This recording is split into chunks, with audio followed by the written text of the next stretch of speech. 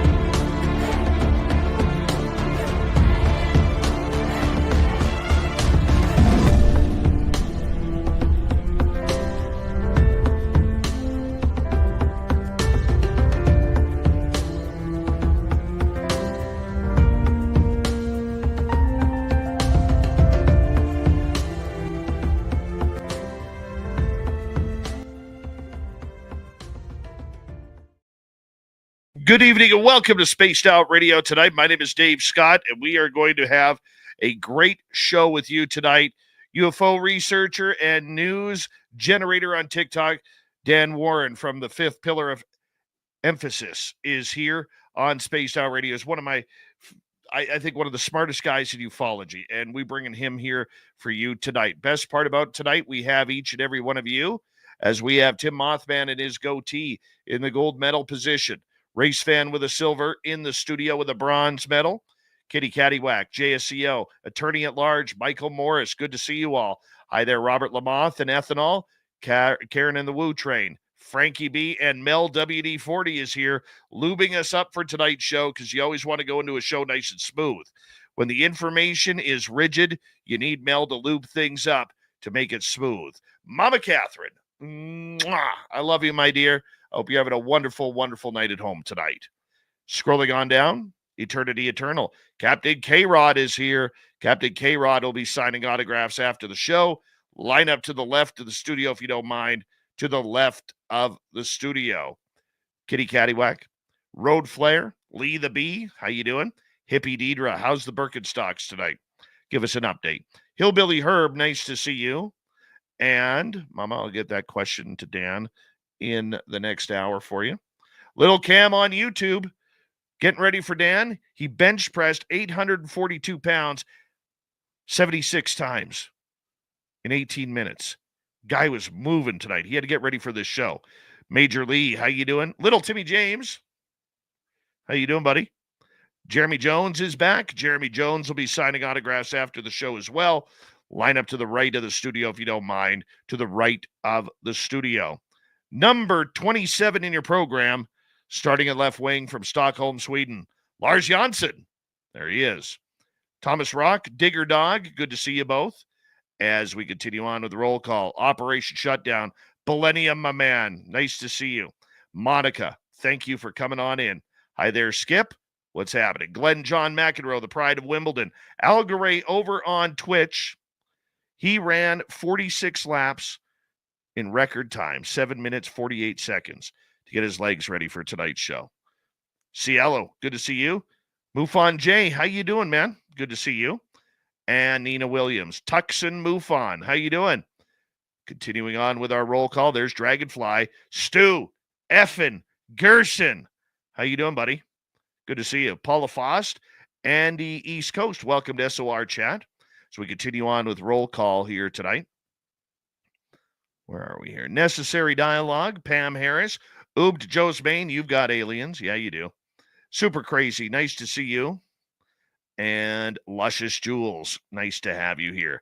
Hi there, Bobbert. Rick Roberts, welcome to SOR Chat. Yes, bring on the probing. We're going to probe into these stories tonight. That's right. Moving on down, I think we are caught up for right now because I sped through that. Remos from Brazil, welcome to SOR Chat. How you doing? Right on. Good to have you here. Thank you. All right, let's get the radio side going. Hello and welcome to the radio and podcast side of Spaced Out Radio tonight. My name is Dave Scott. Dan Warren from the Fifth Pillar of Emphasis on TikTok is going to join us here momentarily for another great night of UFO talk. It's going to be mainline smooth sailing because that's what Dan does. It's all smooth. He's like butter when you bring him on the air. It's like butter. We are in roll call on our YouTube side right now, as we want to mention to everybody that the super chat is open. It's a wonderful way to support what we do on this show on a nightly basis. And don't forget to shop at our Spaced Out Radio store. We do not have ugly swag, people. No ugly swag. So you can check us on out. You'll actually like what we have, which is kind of cool because it's not ugly. It's not ugly. You can wear our stuff out in public and be very proud to wear it. Phyllis Boucher Perry, nice to see you. Flat Six, thanks for coming on in. And I think we're caught up here. Yeah, we're caught up. One thing about Dan Warren, he wears a good hat. That guy knows how to wear a hat. Yeah, he does. That's why I wore a hat tonight, because I knew Dan would be wearing a hat. So, we're into it. It's that time of the night. Throw those horns up, everybody. Let's rock.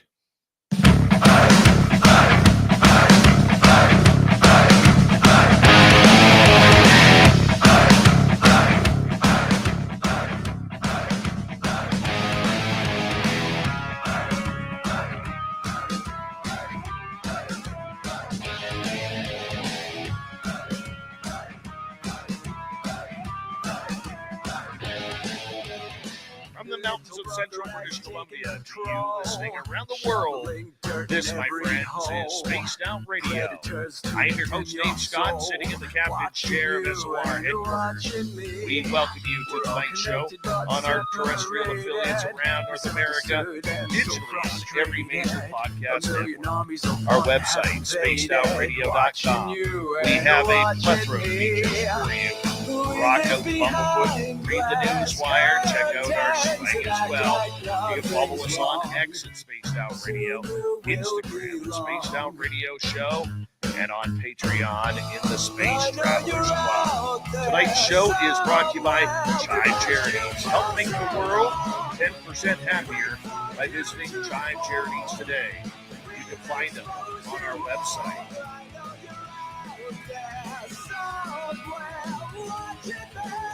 We got a power show of UFO talk tonight.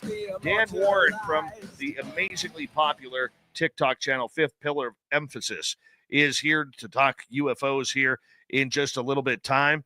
Then in hour number 3, it's going to be jam-packed. Jam-packed. Swamp Dweller is here with another spooky story. Little Timmy James will be here with the UFO report. It's Dave 101 night and the weird news of the week. See, that's how we roll. We got it covered for tonight.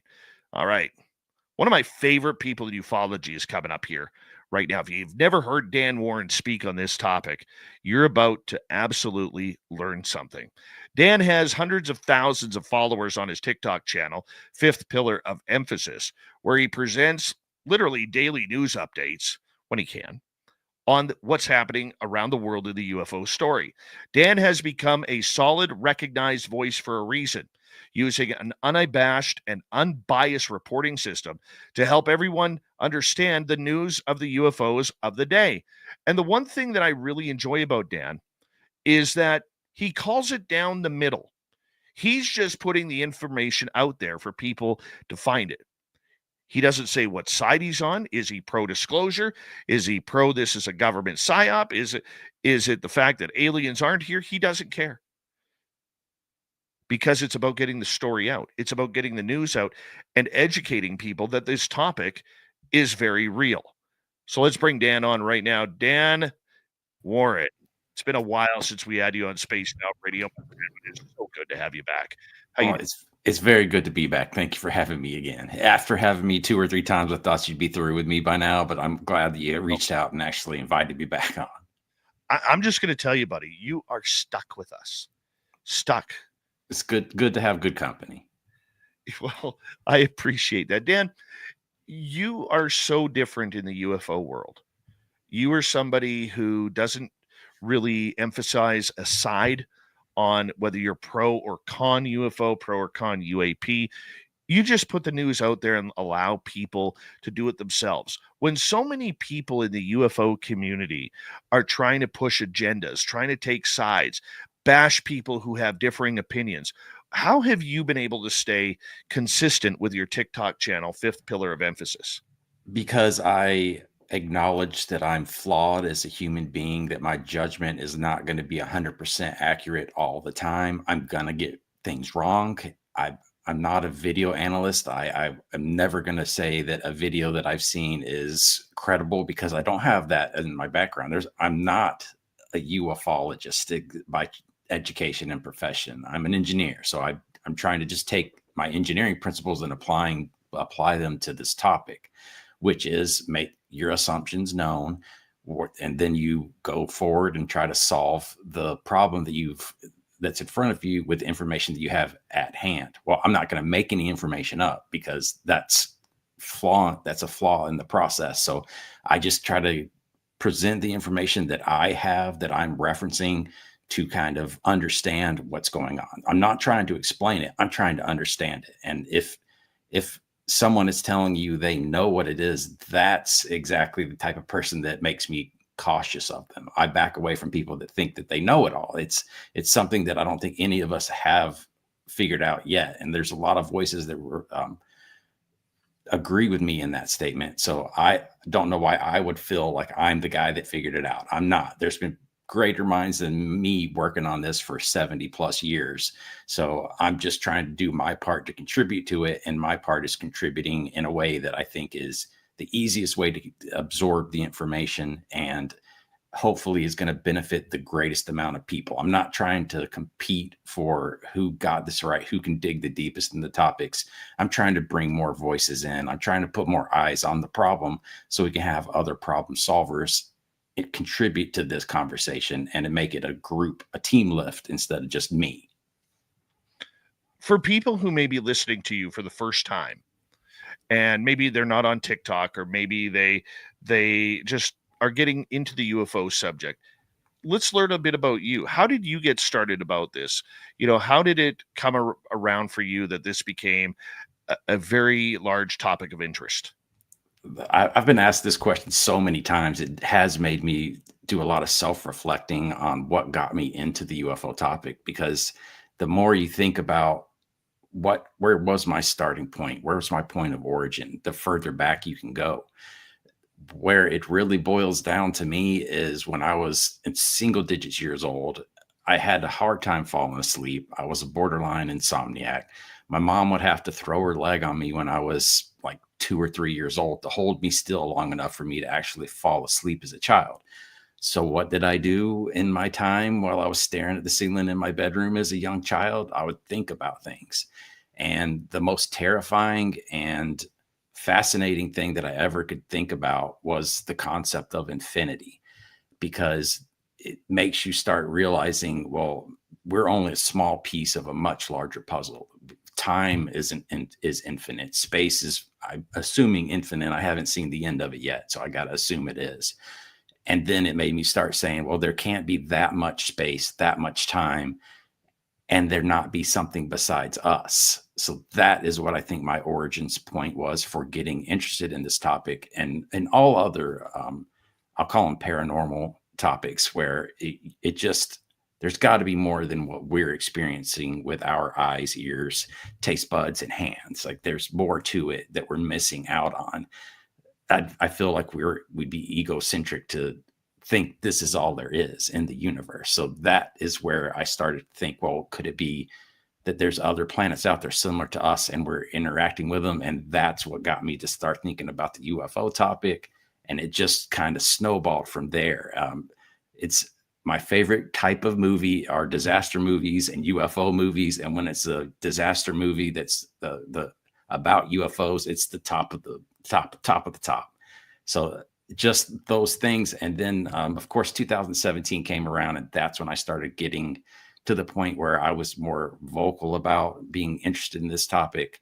I was on Twitter, but I was behind a fake avatar. I was Kodos from The Simpsons, and I felt like a phony after a while about talking about this. And I wanted to promote people openly talking about it and removing the stigma, but I was hiding who I was and I was hiding my face. So I eventually removed my avatar, put my face out there, put my real name out there. And it was one of the biggest weights lifted off of my shoulders as far as this topic goes, because you shouldn't be ashamed to talk about this. You shouldn't be ashamed to be interested in this topic and to want to know the answers to the bigger questions in the world, like, are we alone? And then I wanted to take it the next step further. And my name is the fifth pillar of emphasis because Lou Elizondo and Chris Mellon put a list of 5 pillars of emphasis together: executive level engagement, i.e. the president, congressional engagement, international engagement, mainstream media engagement. And then the 5th pillar is engaging the masses. And that's what you and I are sitting here doing right now, is we're engaging with the masses. The form that I found was easiest for me was TikTok, because it's everything you need to create content and videos in one app. And it's all in the palm of your hand on your phone. And that is how I was able to cut my teeth and learn by doing, which is the best form of education that you can get, to learn how to create content, but more importantly, to be able to communicate effectively. And that's what really got me interested in it, because I'm an engineer by education and training, but I'm successful because I have the ability to explain complicated topics in an easy to understand, easy to digest manner. Your love of what you do is shown right through your videos. And I think, like when I read a lot of the comments on your TikTok videos, we all get critiqued, but the majority of them are extremely positive. Like, you're teaching people about this, people who may have been too busy staring at their phones for a number of years, watching TikTok videos and not looking up to the sky to wonder what is truly out there. Do you consider yourself an educator through a medium?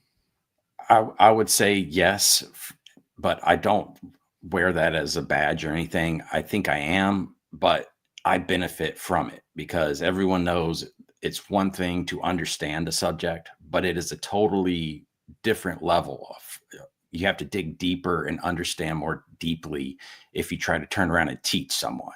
So my intention is to help teach people about the UFO topic, but more importantly, provide them with the context to really absorb the significance of the news that's breaking at the time. So I do consider myself an educator in that format, or in that perspective, but I'm an engineer through and through. So that's going to be where I go from there.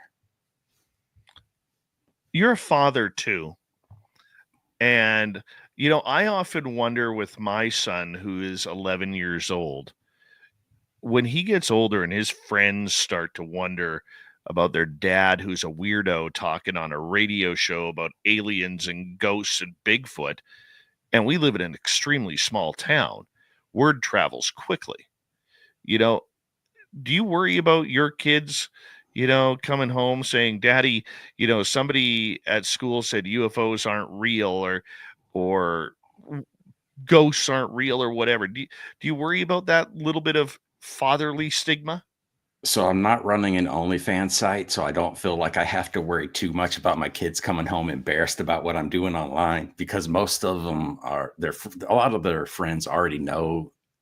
If you say, hey, my dad makes TikToks, they ask questions. So a lot of their friends already know and think it's pretty interesting. I even have one of them that follows me.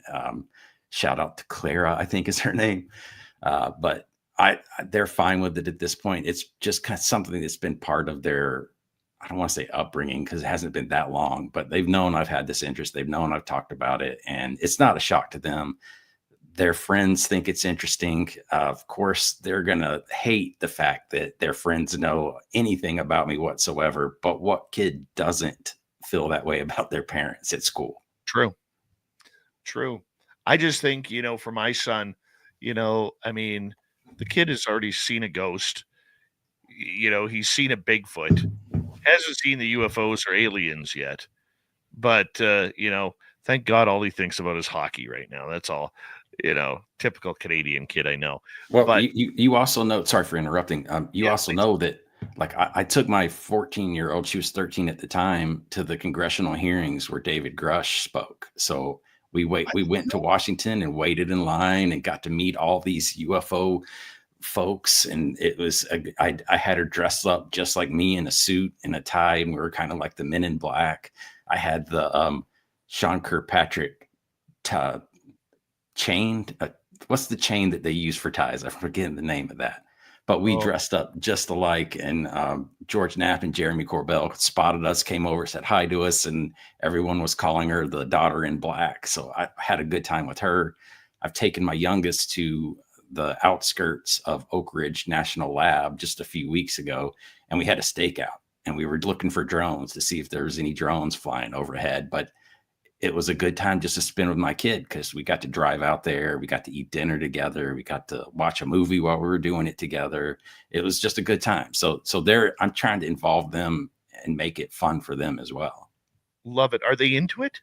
Not necessarily. They're into me buying them dinner. They're into me into me buying them a trip to Washington, D.C. But I don't think they're super interested. But I want them, because they're the next generation. Like at some point, if this continues to roll out the way that it appears to be rolling and gaining momentum, even at this point, as long as it's been going on, it's still gaining momentum.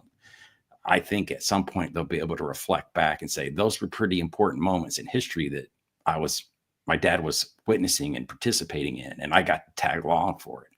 That's my hope, is that the future, they look back on it fondly because of what we're doing today. I think that's a great attitude. And I didn't know you took your daughter there. I mean, what did she think of the hearings? We didn't get into the hearing. So I said, if we don't get in there, I'm going to take you to the Smithsonian Natural History Museum. And so we ended up doing that while we were actually in Washington, after the doors closed and they started the conference or the hearings. But we made it onto the TMZ show that, I can't remember if it was George and Jeremy, but we made a cameo in it twice, and she was thrilled about that. So I got one that was actually on TMZ. But they know that it's interesting, but they just like my wife, it doesn't affect their day-to-day life. So they're not going to get too worked up about it. They're more into what their friends are into than what dad's into. For now. For now. That's exactly right. Till you got to start beating the future boyfriends off with a stick. That's why I work out almost every day, dude. Oh yeah, man, you're almost there. I had to go through it. My daughter will be 26 tomorrow, and I'm trying to figure out how she went from 5 pounds, 13 ounces to a 26-year-old successful young woman. I'm trying to figure that out. Yep. It happens fast, man. Oh, way too fast. It's almost like a time slip. Isn't that the truth, man? Yep. Isn't that the truth? We got about 6 minutes here before we got to go to break at the bottom of the hour. Special guest tonight, Dan Warren from Fifth Pillar of Emphasis on TikTok. The news that you find for this, where do you find time for it? Because I know you're a busy guy. You're very highly involved with your family. You're very highly involved with work. Where do you find time to do this? I don't think it's a secret to anybody. Elon Musk has even said this. You are now the media. Twitter, X, whatever you want to call it, is the best source for the most current, immediate information from the people that are the most interested in those specific topics. And you can get it in small doses and small quantities. So it's the easiest way to keep up with this topics, to be on Twitter.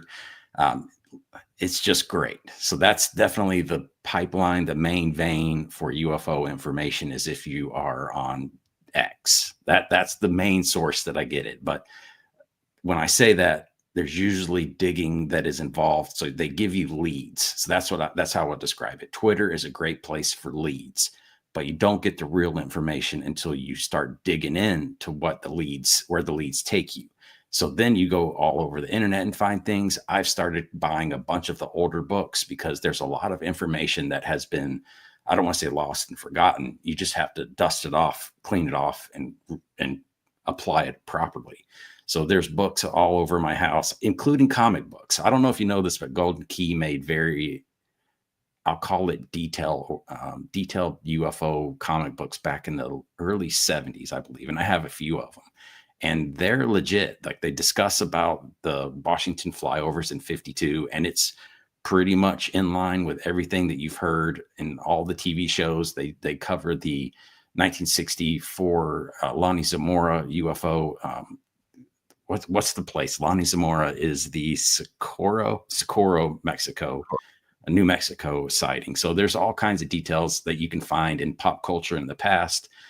But there's a lot of more books back there as well. And for what you're looking for today, get on Twitter. You're going to get it there faster and before everybody else. Do you find that the way the media is working this subject, the social media that is, that realistically you're falling behind all the time? Because there are literally people out there that are doing like 6, 8, 10-hour spots and of these live X spaces talking UFOs, and they're getting people joining in. The biggest names, from whistleblowers to reporters to everybody, seems to be joining in on these public conversations. So a few years ago, I remember you could dig into the UFO topic, and then at some point you'd be like, all right, I'm all caught up. I think I've watched all the main podcasts, all the big interviews, seen all the big articles. That time is gone. There's no keeping up with every single article, every single podcast interview or movie that's coming out.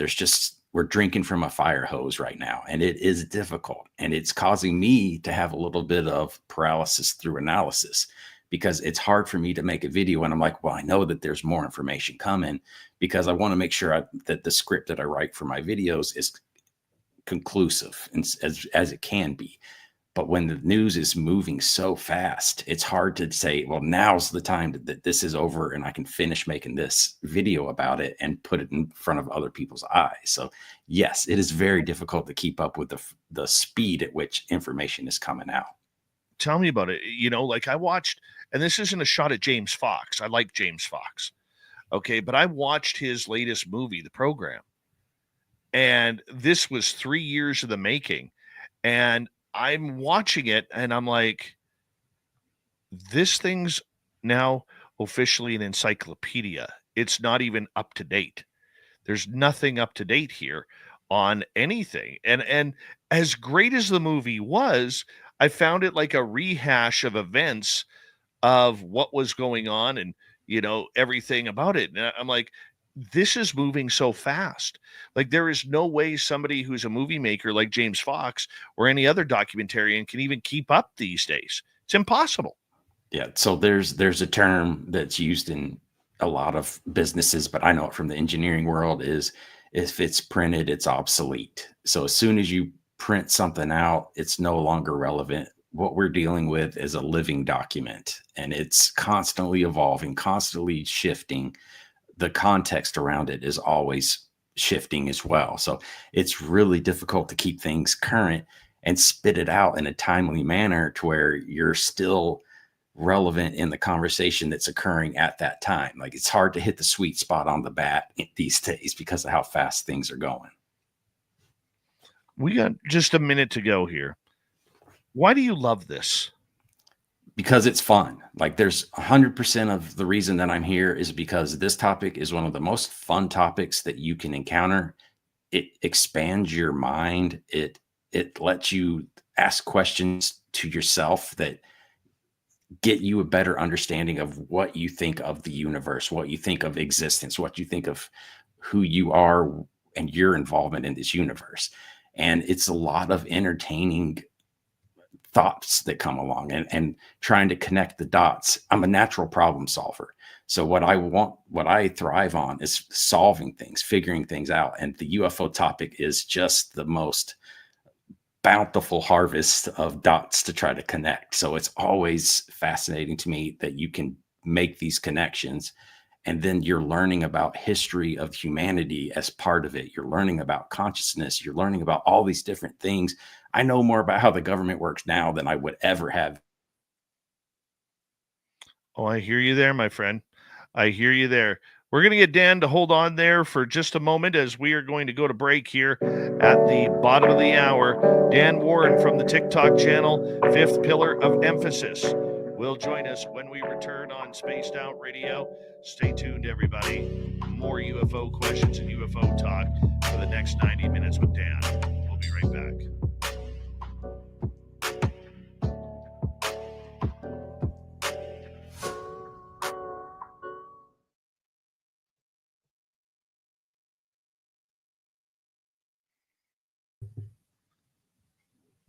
Sorry about that. Perfect timing, man, because we were just about to go to break. Okay. So is it break? Oh, yeah. Okay. Oh, yeah. All right. Yep. I've got something. Are you going to be able to stick around for this break? Oh, yeah. All right. So I got something for the break audience. I've used Twitter because Twitter has the AI function called Grok now to generate questions, some trivia questions. And so the first one that I put together is Make here so that way people can see you. All right. I asked for questions about Dave Scott.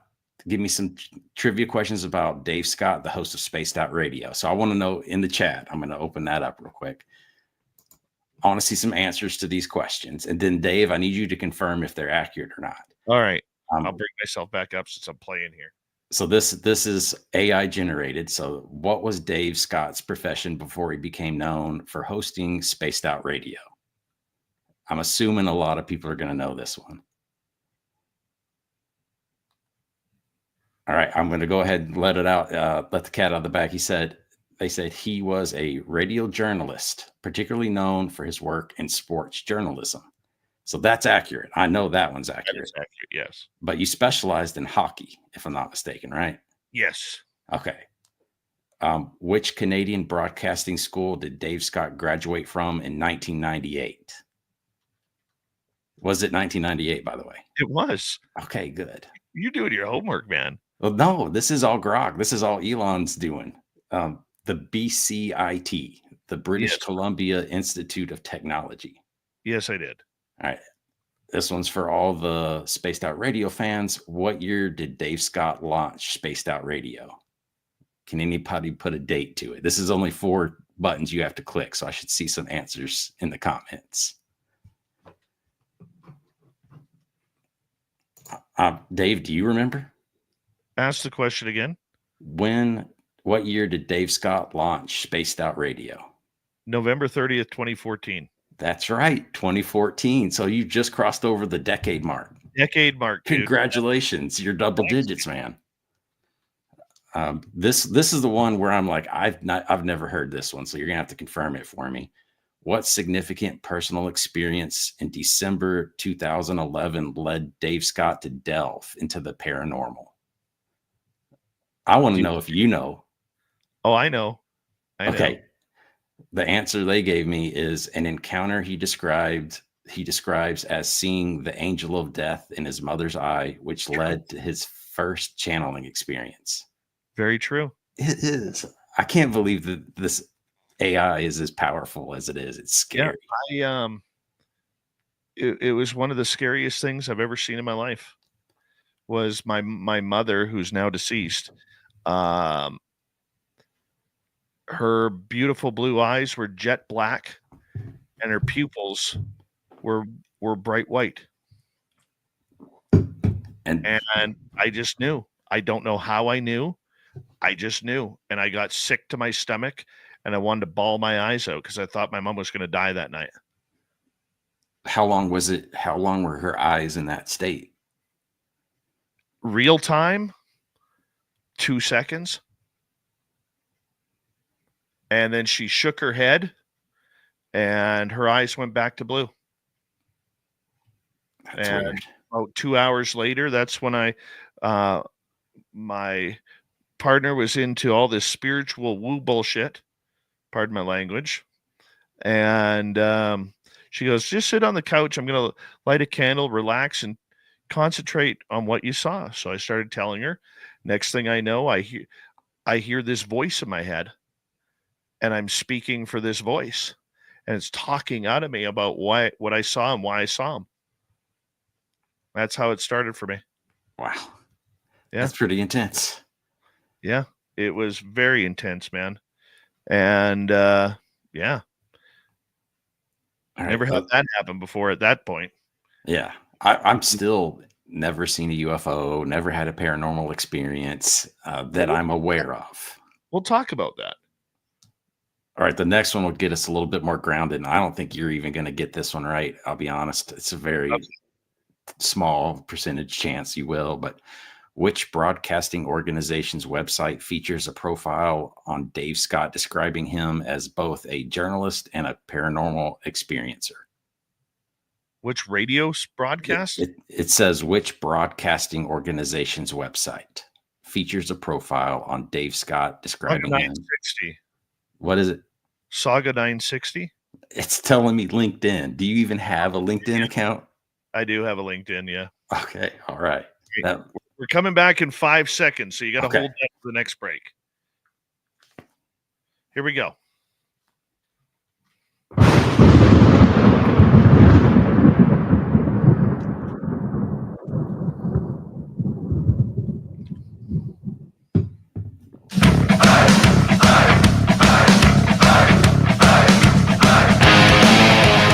Here we go in the second half hour of Spaced Out Radio tonight.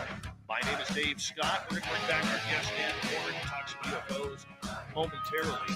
But first, I want to remind all of you that if you missed portions of this show or others, you can always check out our free archives. They're always free. Why? Because I want them that way. I want you to enjoy it.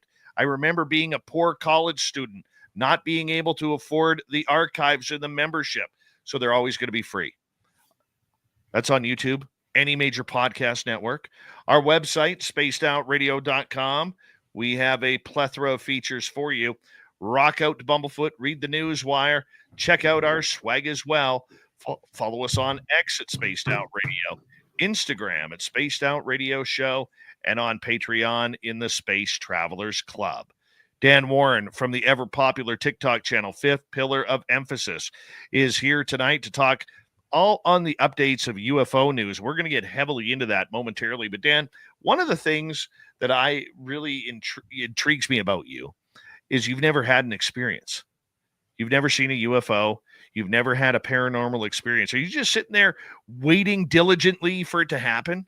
Dude, I'm out in the backyard staring up all the time. I bought a night vision camera. I was out sitting on my back porch, laying on the ground, staring up. I've tried. It just, I don't, whatever it is they want, I don't have. I have had a close experience. It was the best Christmas of my life.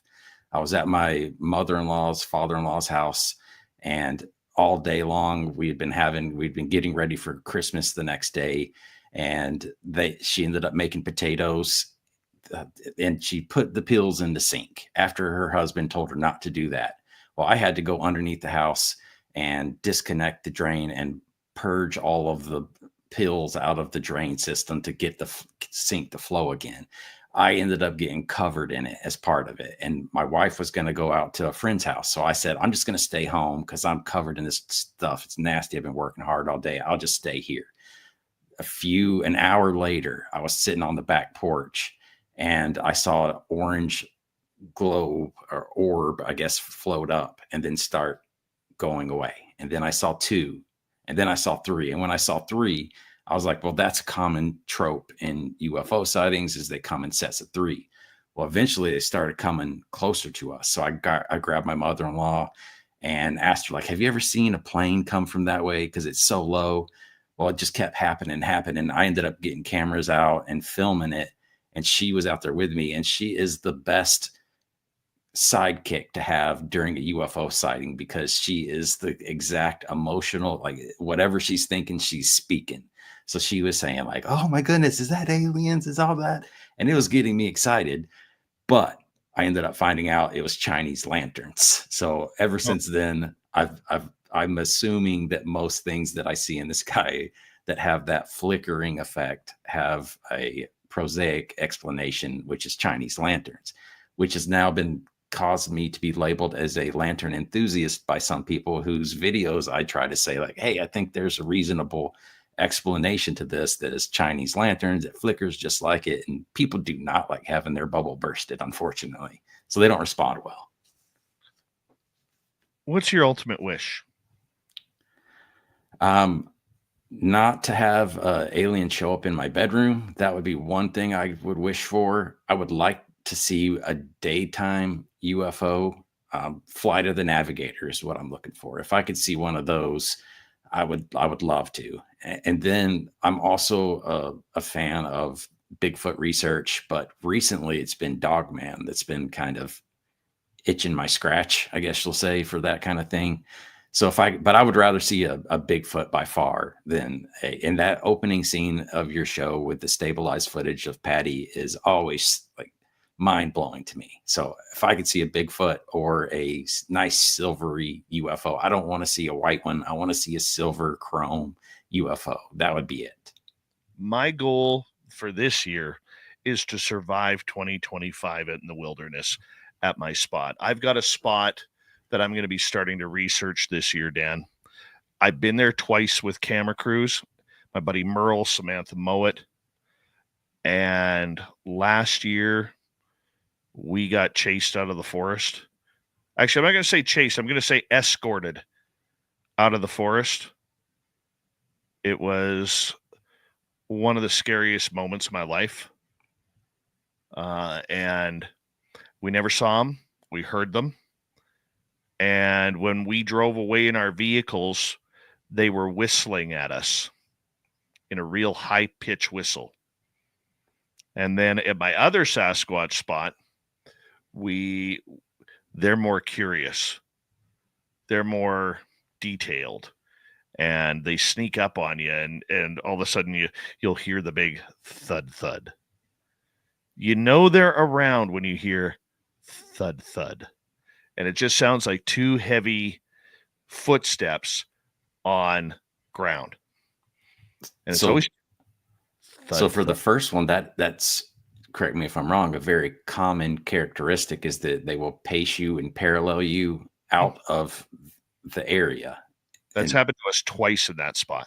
That seems to be a very common thing. But for your second one, for the ones that are curious, have you thought about doing a gifting site? Got one there. Is that what you think draws them in and makes them curious? I do everything the same. When we go to the spot, we park in the same spot. We have our camp set up in the same spot. I speak to them. I don't know if they can understand me, but it just seems like the right thing to do. We immediately light tobacco when we're there as a peace offering. And sometimes they're not there. But other times, when they're there, they'll let you know, where all of a sudden you'll start hearing things moving in the trees. In that spot there, the curious spot, we've now had 2 sightings, one in 22 and one last year. The one in 22, we got a full body of them. It was romantic, man. Like full moonlight, or it was a day before the full moon. The ground is all lit up by moonlight, and we hear my buddy hears a snap of a branch, put the flashlights up, and there he is about 70, 80 yards away, maybe 90 yards away, standing there in the typical Bigfoot position. And we, 4 of us, my 2 buddies, myself, and my son, who was 9 at the time, got to see him. Oh, nice. The problem is we don't know how he left. But we have found in that area, we've had 13-inch tracks, 15 and 16-inch tracks. Last year, we found 2 19-inch tracks. We found like a 45, 50-foot tree that had been bent over, not snapped, bent over, and the tip of that tree tucked underneath a log, that like a fallen log that had been fallen on the ground for a couple of years. And this tree was about 18 inches underneath the log. It was crazy. So I'll change my goal a little bit. I want to see a Bigfoot during the day, but I want to see it doing something athletic, because it's got to be phenomenal to watch it run, to watch it climb a hill or anything, or bend a tree like that. That's just what I want to see. I wish everybody gets an opportunity to see one. It is I've been lucky enough now. I've seen 3. I've heard the samurai chatter. I've heard the whistling. I've heard the whoops. Okay. And there is nothing like actually getting your eyes on them. And anybody who could catch them on camera, because, people are always like, well, why didn't you just bring your camera up? Because when you have something happen supernatural right in front of you, the last thing you're thinking about is a camera. Well, I think that the recent drone wave flap is another example of how hard it is to take pictures of something. Like, it's not as easy as you would think it would be. I haven't seen any videos where I'm saying, like, well, that's clearly a drone the size of an SUV. It's really hard to capture pictures of things like that. And that's one of the big things that people, especially like Neil deGrasse Tyson, is always repeating the same mantra that if they're here, if they're so common, why don't we have any better pictures of them? We all have phones in our pockets. Well, if they're drones and they're here and they're 100 feet above the ground, why don't we have any good pictures of them? Because it's hard to take pictures of things. And in the moment, it's not the first thing on your mind to pull your phone out. It's trying to figure out what is going on. Oh, fully agree.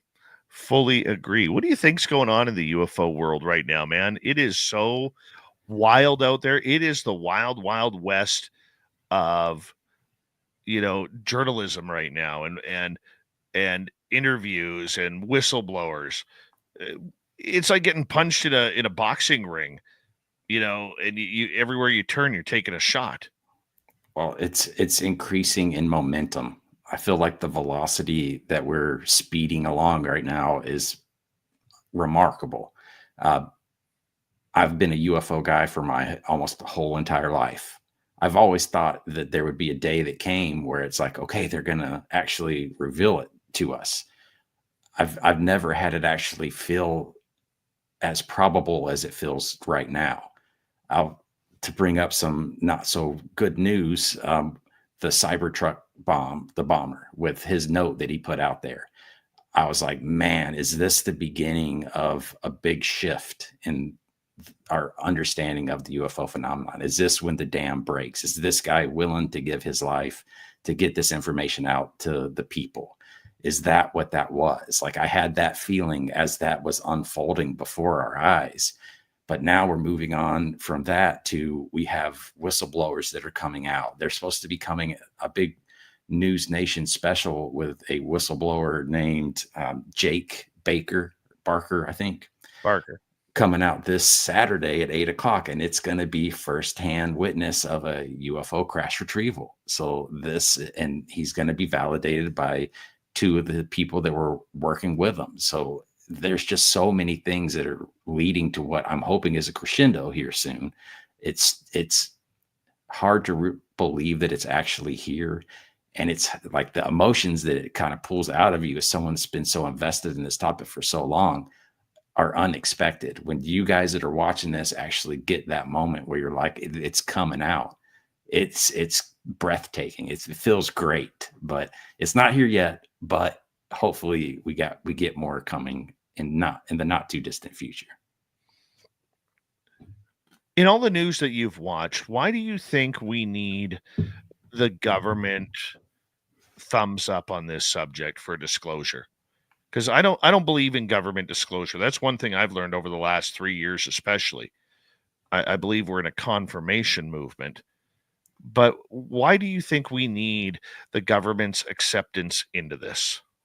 It's pretty simple, in my opinion. It's because you always want what you can't have. That's just the basis. Like, human nature is, I want that thing that I don't have and that someone else does. Well, the government is the person that has what I want, and it makes me want to get it from them. I've shifted my thought process into more alignment with what you're saying, is we would be able to prove it on our own as a public. We are a great hive mind when it comes to the UFO topic, but it's just a validation from the government that is going to say, okay, you guys are right. I think that's actually the game plan, is they are trying to draw this out so long and keep us gaslit for so long that eventually we're going to figure it out on our own. And they'll say, oh, you guys figured it out. you guys are smarter than we are. We don't have any more information than you. So we're just going to ignore all this history that we have associated with this topic because you guys got it figured out. So I think that's what they're doing. They're just trying to delay the game until the clock runs out. I wonder if that's it. I mean, I wonder if it's about the technology. I wonder if it's about the entire aspect that they're holding some major secrets from the people of this planet. And I think it's that confusion of what's really going on is what they're looking for. Oh yeah, I think that they are based. It's also human nature. Let me say it this way: government's nature to take advantage of any opportunity that's presented to them. And I can't think of a bigger opportunity to take advantage of than very foreign technology. And its first application is going to be militarization. Unfortunately, that's a driving force for humanity forever, and it will be forever. I can't remember where I heard it from, but someone said, if you want to predict the future, just imagine a boot on a skull. That's the future of humanity. Without a doubt, that's going to happen. It's just going to be in a different form each time that it occurs. So the governments are here to protect us, or they claim they're here to protect us. But if they can take advantage of technology that's off-world, they're going to, and they're going to keep that secret close to the chest and prevent anyone from having it, so that they can have that slightest edge. But that would be a gigantic advantage to them, of course. But that's what I think they're trying to do: keep it from us, not admit to the wrongs they've done, so that they can keep it under wraps and take advantage of it for themselves. Ross Coulthard's piece on News Nation is going to run on Saturday. And allegedly they are going to, and they are in possession of the UFO video that Barker was flying from the helicopter. Barker was flying when he picked up this egg-shaped UFO, whatever it may be.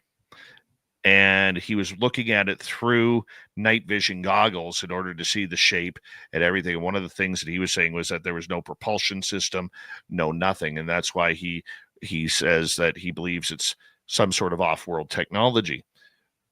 Are you, as much as I am, praying that we don't get the grainy tic-tac type video here, man? Because I think of News Nation, even if they have a video that's grainy, they are going to get absolutely lambasted by the UFO public. Absolutely. And that's no good, even though it's still evidence. Yeah, everyone is looking for that crystal clear 4K video at nighttime through night vision goggles. My hopes aren't high that we're going to get a high resolution video. And it happened in 2018. Is that the correct date for it? It's a few years ago. So my expectations aren't super high, but I'm always holding out hope that they will deliver on their promise of something significant. But of course, the story that comes along with it, the context associated with it, the character of the whistleblower himself witnessing it, and go out and take a picture of the moon and it doesn't look good on your phone, but it's amazing in person. So I think that adds that level of detail is what's going to come from the whistleblower himself. But I do hope for a good video, but I'm afraid they're going to miss the layup. It's going to roll off the rim instead of being a slam dunk. I really hope it is what we think it is. I really do. I got my fingers crossed, because we know this video is going to a news section. It's not getting into someone's personal hands first. It's going right to a news reel, and hopefully it's vetted. I'm just curious how it got out, because we've been told so many times that the video evidence the taps have been turned off on that. So my question is, how did it get out? Did one of the crew take a video with their phone? So is this from the helicopter? We don't know as of yet. I think there's a pattern that's emerged, and a lot of it is guys recording screens with their phone, computer screens, radar screens, and then they take that, and that's how it gets out. That's what I suspect we're going to see, is that it was replayed on a computer screen and somebody's camera was out to film it. But one of the things that I'm going to say is a negative that's going for this video that's coming out is if it's an egg-shaped object and it's sitting still, that doesn't give us a lot of information, to be honest. It could be an absolute 100% non-human intelligence craft, but it's just sitting there. It doesn't show any of the 5 characteristics of UFOs. So it's just a point of reference. So we might see something, but it's not doing anything, is what I'm afraid we're going to see, unless it's crashed, busted, and there's alien bodies laying next to it. Do you notice, though, that we're still, even though we're getting away from it, we're still kind of separating UFOs / UAP from the extraterrestrial phenomena? Well, I think that the reason that we do that is because it could be multiple things. I don't think we can just say, hey, it is definitely extraterrestrial in nature. It could be other things. And that's where, when I first got into it, like, that was definitely, it's got to be. There can't be any other explanation except ET. But then as time goes on and you start to hear some of these other hypotheses, they start to make sense. So there's good arguments to be made for a lot of these things, and you have to open your mind to be able to accept that there might be other options. The best book I've read to help you open your mind is Invisible Residents by Ivan T. Sanderson. He wrote this book in like early 70s, and he was calling them UAPs back then. But the principle of the book is basically that there is a underwater UFO civilization living on the planet Earth. And I always remind people we're 72% covered in water. So from space, from the right angle, we are a water world. So if there was another entity that came here from a water world, that would be the natural habitat that they would want to reside in. So if you keep that in mind when you're looking at these things, it could be that they're extraterrestrial, but from Earth as well. Because how long do you live somewhere before you are considered to be from there? I was born in Atlanta, but I'm a Tennessean now. If they were here before us living in the oceans, are they extraterrestrial anymore, or are they earthly in nature? So there's some gray area there. And then if they're traveling from their location to our location by going not in a straight line like we would, by going through a wormhole, does that mean they're coming from another dimension instead of coming from another planet to get here? So there's all these caveats that make you need to keep your mind open so that you're not caught off guard if something comes out that isn't in perfect alignment with your pet theory. We have about 2 minutes to go before we got to go to break at the top of the hour. Dan Warren from Fifth Pillar of Emphasis on TikTok is with us tonight. Do you think this is all a trap?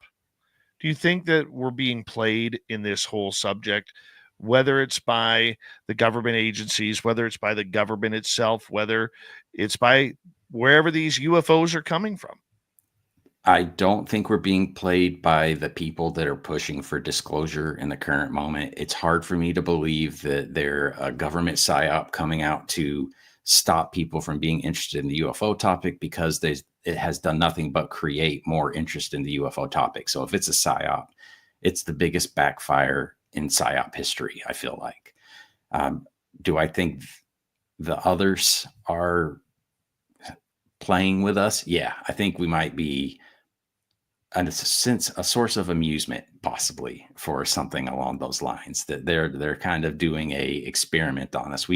I work at a university, and there's all kinds of experiments they run on all kinds of critters and animals and plants, just to see what happens if you introduce them to new stimuli. That could be something that's going on.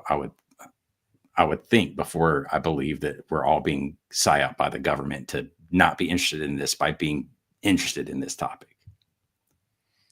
What do you think, with 40 seconds to go, what do you think the big scare of the government is about people finding out?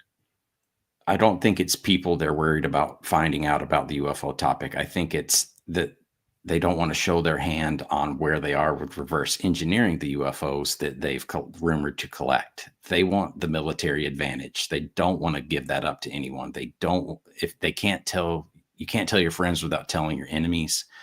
And I feel like they've been keeping this secret since World War II, because the Russians had infiltrated the US government. The Russian spies had infiltrated the US government back then. So they had to hide it so deep within the government, they had to hide it from themselves, basically. And in turn, they're hiding it from us. And that's what I think the root cause, the origin story is for the secrecy, is they were trying to keep it from Russia. I think you're right. I think that it is about what the adversaries are doing, but I think it's a lot more. I think they're afraid of how people are going to change.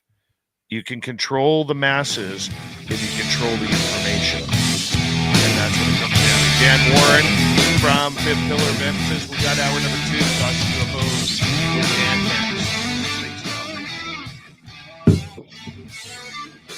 This is Spaced Out Radio with host Dave Scott.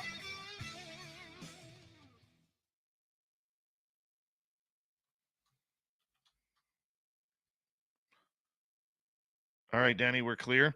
We got about 5 minutes here. I'm going to just quickly step out, be right back, and we're going to put you in the green room, okay?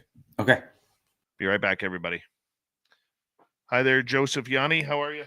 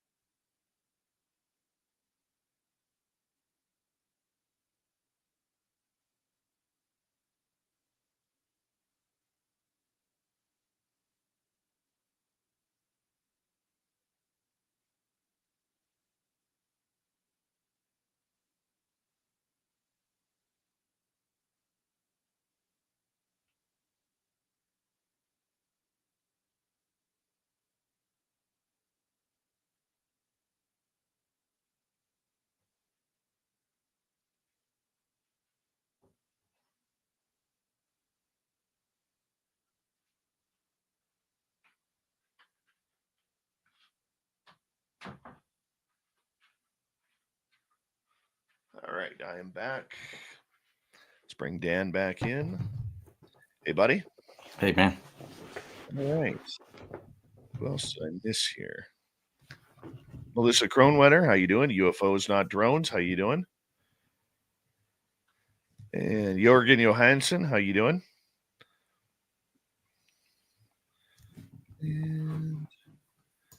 Scrolling up. Commonwealth Andrew, nice to see you this morning. Itsy Zaza, how are you? Phineas on X, what's happening, my man? How you doing? I will get to audience questions here in hour 2. That grok thing was pretty interesting, man. Oh yeah, I got some more for like paranormal stuff, and I did it for UFO trivia, and it was all the slam dunk stuff, like what town in New Mexico did a UFO crash in? It's like everyone knows all of those. Right. I did it for cryptids and for paranormal, so that it bounced back some pretty interesting ones for ghosts and stuff like that. Oh, man. But yeah, grok is actually a great tool. I've used it to basically prime the pump for writing recommendations for people that are trying to get into university programs, things like that, letters of recommendation. I had to do it for a sole source justification, or I did do it for a sole source justification at work. And it basically does 90% of the work. And then you just go in and customize it to how you want it. So it is a valuable tool, I'll say. And more people are going to start realizing that and using it. And it gets you where you need to go much, much faster. Man, I haven't even played with it yet. You'll have a good time when you do. Like, just dabble in a little bit and you're going to be shocked by what you get back. And you can make images on grok. So that is something that me and my daughters do for fun. We will try to think of the most ridiculous image that we can make, and it will spit out 4 images based on your prompts. The one that cracks my oldest daughter up the most, and please, people, don't shame me or my daughter for this. Morbidly obese men jumping on trampolines is the one that she likes to put in there, because it just generates the most hilarious images based on that. And it looks so legit. It's crazy. All right, you hold on there. Thank you, Pam, Mel WD40, Jay, and Major Lee for the super chats. Here we go.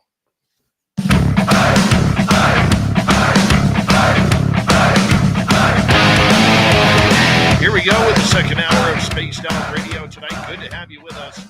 My name is Dave Scott, and you are listening to some nighttime strangeness each and every night. Want to remind all of you, actually, I'm just going to say hello to everyone listening in on our terrestrial affiliates around North America, digitally on every major podcast network, our website, spacedoutradio.com. We have a plethora of features for you. Rock out to Bumblefoot, read the news wire, check out our swag as well. Follow us on X at Spaced Out Radio, Instagram at Spaced Out Radio Show, and on Patreon in the Space Travelers Club. The Desert Clam has set the password for tonight in the SOR Space Travelers Club. Ragabash. Ragabash is your password. Use it wisely, Space Travelers, as the Clam sets the password each and every night right here on Spaced Out Radio. We have Dan Warren tonight from the TikTok channel Fifth Pillar of Emphasis. We're talking UFOs tonight. And Dan, you know, yesterday was a pretty busy day. We got the new Whistleblower. That's 2 whistleblowers in a row that have come out. We had the Sky Canada Project release their report, their preliminary report, 16 pages out of Canada. And, you know, the one that I think is flying under the radar here, pun intended, is the fact that the Intelligence Committee literally booted Mike Johnson out. Was it Mike Johnson or Mike Rogers? Or no, it was Mike Johnson they booted. Okay. Yeah. I mean, this is a guy whose constituents are literally everybody at Wright-Patterson Air Force Base. He's a guy who put the kibosh to the Schumer-Rounds amendment for UFO funding in the last 2, not one, last 2 budgets. He absolutely chastised David Grush, a decorated war veteran and patriot, for coming out, calling him basically a drunk and somebody who's mentally unstable when about talking about UFOs, even though he swore under oath. It seems like a lot of these antiques that are in government who don't want this story to come out because they've been so polarized by the military-industrial complex seem to be on the losing end of the stick here. And we have what I would call the presidential cabinet dream team coming into office here in just a little bit. So we're benefiting from addition through subtraction. by getting rid of him. I've seen that Mike Rogers, who is the gentleman that represents the Rocket City, Alabama district, is also on the outs as far as his committeeship that he was in. And he was another one of those that was pushing back on the Schumer Rounds Amendment. But now we have other people coming into the mix, like Pete Hegseth. He's asked other people about aliens on Fox News, and he was there. The biggest one for me is, of course, John Ratcliffe, who is going to be, is it the CIA director or the FBI director? I think it's CIA. But that guy is the one, to me, that is the most critical component in this new administration, because he's been the most vocal. He has brought forward we have satellite imagery of these things comments. That guy is where I'm putting a lot of maybe unfounded hope in the future actions that he's going to bring to the table, because I think he's spoken openly about it enough to where I feel comfortable in believing that he wants the truth to get out. He's said it multiple times. And with this presidency in place, I feel like he's going to be given the opportunity to do so. So I think John Ratcliffe is going to be someone that is a huge piece of the puzzle going forward. Are these people who are coming out and getting these positions, they all seem to be, and I agree with you, they all seem to be in the running for, let's bring this out. Let's bring out this UFO stuff. Let's talk about it. Let's bring it out in the open. Disclose, maybe not full disclosure, but let's confirm about it. And yet there's still a bunch of antiques in there who want to hold it back, who don't want to talk about it. That includes the Pentagon. That includes a lot of generals in the military, the Joint Chiefs of Staff. I mean, Susan Goff at the Pentagon. I mean, this is going to affect a lot of people and what they are able to do and not do. So this is a double-edged sword, because if they do release confirmation that UFOs are present on this planet, they're going to gain a lot of trust because of that transparency. At the same time, they're going to lose a lot of trust at that moment because of the secrecy that was put in place for the last 70 years. Sometimes it's not the crime, but the cover-up. So that's one of the things that I think that they're concerned and reluctant to release information about, is because there's good and there's bad that's going to come along with it. And the people that are going to be held accountable for those actions of the past are the people holding the bucket now. They don't want their careers ruined because they were handed this assignment from someone that was handed the assignment, and it's a generational cover-up. It's not something that just started. There's 70 years of all this effort to make the secret stay secret, that they're going to be left. People are going to point the finger at the person that they can point the finger at in that current position. And those people don't want to let it go because of that reason. I think that's a big part of it, because their careers are going to tank. That's going to be a tough pill for them to move on from, if they are the ones that everyone's blaming for keeping this thing secret, keeping the reality of our universe from us. Where does the future go in this subject, say through 2025 and beyond? Well, 2025, I hate making predictions, Dave. Like, it's not one of those things that's, please, no one I'll take everything I say with a grain of salt, obviously, but 2025 is already off to a raucous start. Like, if it's ramping up like it is right now. And one thing you didn't mention, but it's just come out recently as well, is Jeremy Corbell released the Iraq gimbal video. And that's another one that is just a fascinating video. The dam's leaking ever more as this year's unfolding. And it's because, and Don Jr. has had Lou Elizondo and Ross Coulthart on his podcast just yesterday as well. Or maybe it was even today. I can't remember. It's happening so fast. But there's just all this momentum in January. So what the rest of 2025 has in store is a bumpy road, but a road that we need to go down anyway. And then what's beyond that is hopefully we start to benefit from having knowledge of something that we've not had the privilege of knowing in the past. What does it mean for humanity to have a neighbor, to have, instead of it being mankind, what if it's mankind's? What does that do to us? What do we learn from it? I like to hypothesize that the more we learn going forward about the UFO topic, the more it's going to allow us to learn about us, where we came from, our past, secrets that we're looking to solve now in human history could be, if we start to view those mysterious moments of human history in the proper context, they will make more sense.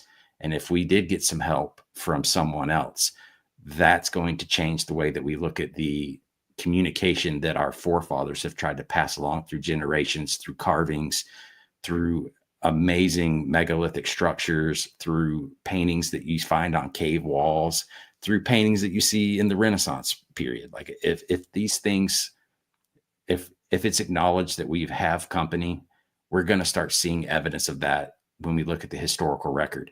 Just like the Younger Dryas event that created we came out of the ice age and we had a natural disaster.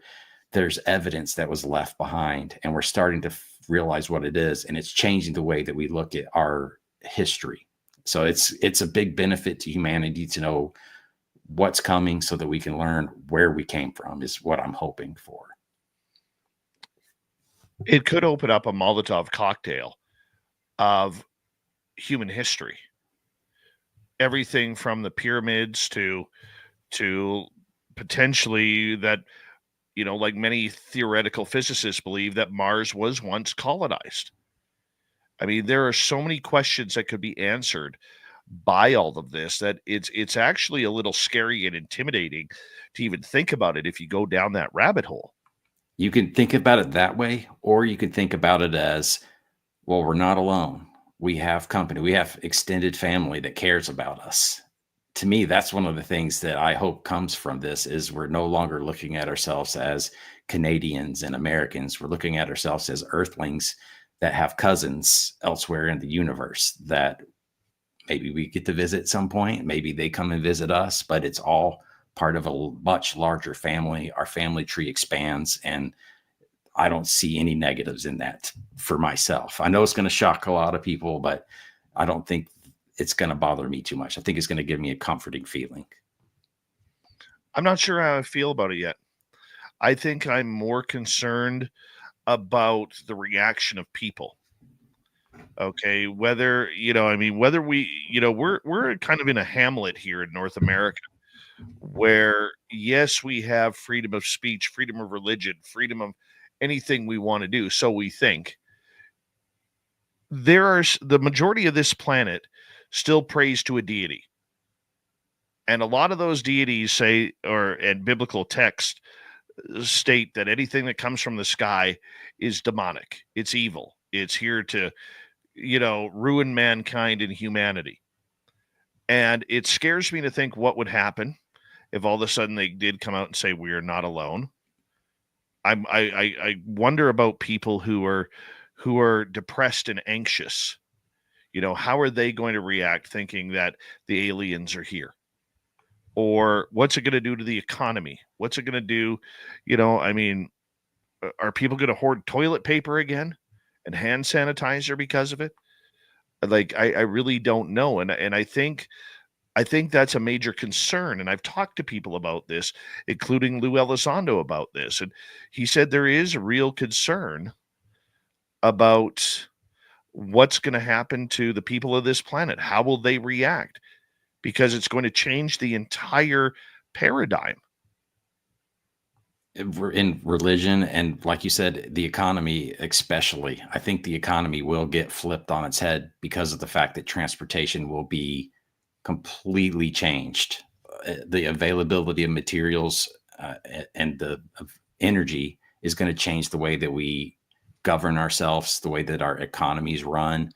I think that's going to be a big change for the positive. But of course, from reading the comments when I ask questions about, do you think disclosure is going to be a net positive or a net negative, I learned things. And one of the things that I learned is, yes, it will be a positive for a short duration of time. And then people are going to be people and take advantage of it, try to get one up, try to manipulate it to their advantage, and just be humans. So I think that it's going to be something that is going to be good for a short duration of time. And then it's going to be a race to see who can take advantage of it fastest. But isn't that what we're seeing right now in a disclosure for dollars movement? whether it's Palantir, whether it's Ryan Graves looking for safe aerospace, whether it's the threat narrative that we hear all about. I mean, there seems to be a lot of companies waiting and chomping at the bit for this new multi-trillion-dollar investment into studying UFO and UAP technology. But isn't it also what you were saying, that you think the private sector should be able to step forward and do this on their own? So we're getting what we want, but you're upset that we're getting what we want. It almost seems, or frustrated by it, I should say. Well, I think it's frustrating because they're keeping the secrets. They're not bringing this forward to the public. They're not admitting what could benefit humanity rather than benefit their own pocketbooks first. Yeah, and it's a tough one. I'll say that. I think the benefits that will come from it in the long term will outweigh the negatives that are going to come from it in the short term.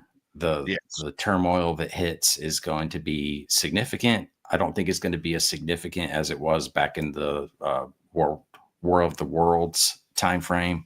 We've gone beyond that, and I think that there's a lot of people that aren't going to care if we have disclosure, including my wife. I think that the news cycle and the TikTok brain that most people have right now is not going to keep this as a issue that they're going to really focus on for a long duration of time. They're going to acknowledge it, accept it, and then move on within 2 weeks, I think, is what the general population is how they're going to react to it. But like you said, the religious organizations, the government organizations, the organizations that have long-term memory are going to be impacted by it the most. And they are going to try to be the first to try to take advantage of it. So that's where I think the problem is going to be, is organizations, companies are going to make it to their advantage for this to occur.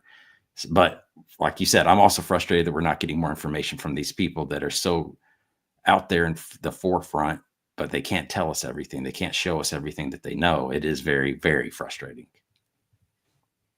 Yeah, it is very frustrating indeed. As we continue on with Dan Warren tonight on Spaced Out Radio, people who have claimed to have extraterrestrial contact, you've talked to a number of them. I've talked to a number of them. Of course, I admit that I am one.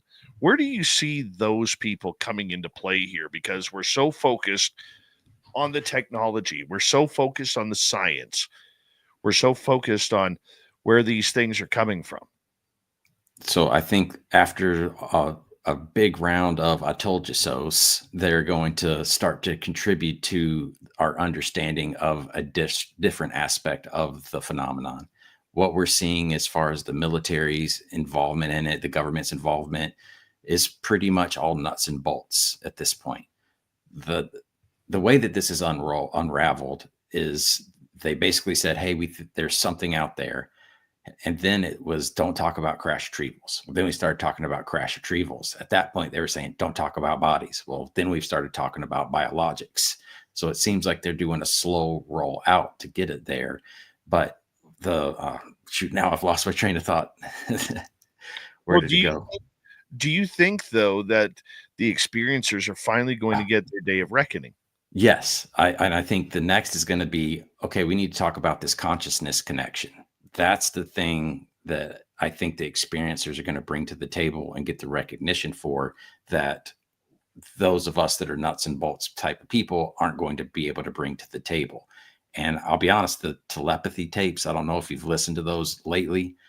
I feel like that might be one of the keys to the UFO topic, is if there's communication that occurs between humans and a non-human intelligence, it's through telepathy.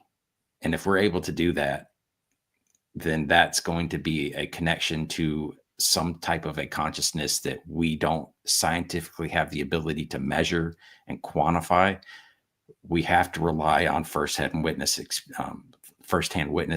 experiences to kind of get our minds wrapped around it. And who better than people that have experienced it with a non-human intelligence to help us understand how that non-human intelligence thinks. So I think that is something that is going to be that's going to blow the doors open on some of our her humanity, what it means to be human. The way that we've communicated in the past is probably different than the way that we communicate now with words and the languages that we have. I suspect that if the telepathy tapes are proven to be legit, it's an indication that at some point in the past we communicated telepathically to each other. And then I think about the Tower of Babel that you've heard about in the Bible, where they say, hey, where they said that God split all humanities and made them speak in different tongues. What if consciousness was the standard form of communication, and then at some point in the past we started using spoken word to communicate, and that divided us as a species? That's what I'm wondering, are we rediscovering our roots through the telepathy tapes? That is also how we would communicate with other species out on our planet as well as from other planets. I'm really curious about that one right now. Do you think we're ready? Do you think the public is ready? You're ready. You're into this. I'm ready. I'm into this. People who listen to this show are likely ready. But do you think that regular people out there who are more worried about, their Instagram accounts and driving the proper car, driving living in the perfect condo, or the younger generation that's struggling to even think about buying a home, let alone find a rental to live in? I mean, there's a lot of real world problems going on before aliens come into play. I don't think that it's going, as soon as it's announced, I don't think it's going to start to become ubiquitous throughout society. I don't think it's going to be immediately something that is on the forefront of everyone's mind. My boss is still going to expect me to come to work the next day, and we have to pay our bills. I think there's a lot to be said. There's comfort in routine. And I think that is how a lot of humanity is going to react. Don't get me wrong. There's going to be some people that are not going to digest this pill very well. And we need, you know what? I hadn't thought about this before, but we probably need to have some type of a social service for recovering people, for helping people along that are finding themselves in that uncomfortable situation that they don't know what to do because they've learned this new information that has shook their world. That's something that probably needs to be considered going forward, is if we're going to release this information, we need to be able to figure out a way to deal with the collateral damage that comes along with it, which I don't feel like I'm going to suffer from. You and your audience are going to suffer from it, but there will be some that do, unfortunately. Yeah, I would totally agree with you on that. I think it's something that we do have to pay attention to. Do you think the conversation does start to shift with aliens as we got about 2 minutes left? Because in the last hearings, Nancy Mace, I was really surprised, or was it Anna Paulina Luna? Anna Paulina Luna, pardon me, had mentioned about what the panel of that Elizondo was on had known about hybrids, and that she had heard talk within, her private conversations with people on this subject about hybrid children. I think that was actually Representative Lauren Boebert. I might not pronounce her name correctly. But yeah, that was definitely a shocking moment in there. And the first thing that came to my mind was the Lou Elizondo comment about something like he was told by one of the gray hairs in the Pentagon that something interesting happened to humanity 70,000 years ago that catapulted us from the middle of the food chain to the top of the food chain. And like, when you say hybrid, how much percentage of extraterrestrial do you have to have in your DNA before you're considered a hybrid? I would think anything above 0 would make you considered a hybrid. Excuse me. So is that something that's going to come out, and we're going to realize that, hey, we might have it might not be junk DNA after all. It might be significant DNA from another location, from another source. But does that conversation continue to ramp up? If members of Congress are asking about it, it's obviously being talked about. She's kind of a wild card. I don't know how much you know about her, but she's kind of bombastic in nature. So I don't know if she was doing that because she's heard something, or if she's just reaching for that video clip to go viral. Potentially could be a cause for her to ask that question. But if that conversation continues to progress, it lines up perfectly with a lot of what's written in the books of the past, a lot of what the experiencers have said. We know several of them. So who knows where this is going to head? We got Dan Warren for another half hour on Spaced Out Radio. We'll get to audience questions next.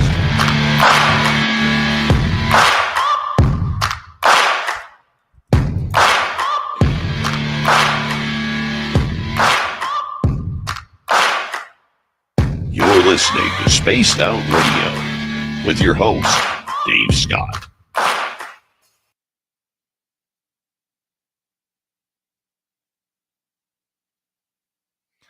And just a correction, it was Mike Turner who got booted, not Mike Johnson. Mike Turner. One of the famous Mikes. Apparently, to be on the Gang of Eight, you previously had to have the name Mike to be on there. All right, Danny, let me unmute you here. There. Oh, I had you. There we go. Mike's a strong name. You gotta. There's nothing wrong with being named Mike. It doesn't make you a bad guy immediately for any Mikes out there listening. Strong name. Very strong name. We'll get to some audience questions next, my man. Okay. Choosy Heretics, welcome to SOR Chat. I'm going to run and fill up my water real quick. Yeah, you do that. I'll hang out with the people. I'm good with the people.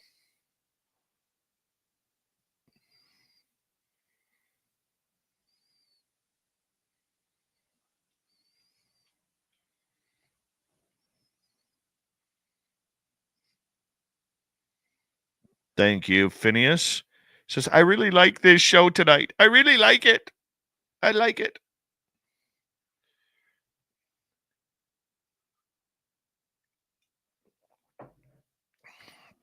Yeah, Dan is one of the best.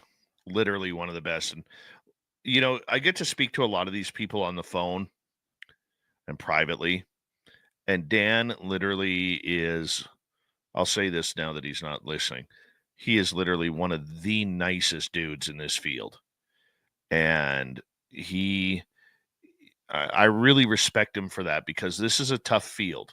It's a highly critical field. And even though he's back now, and, you know, we can stop talking ill about Dan, just like I was. But that's okay. I was just talking behind your back, bud. Most people do that online, so I'm glad you're doing it in person, live on the air at least.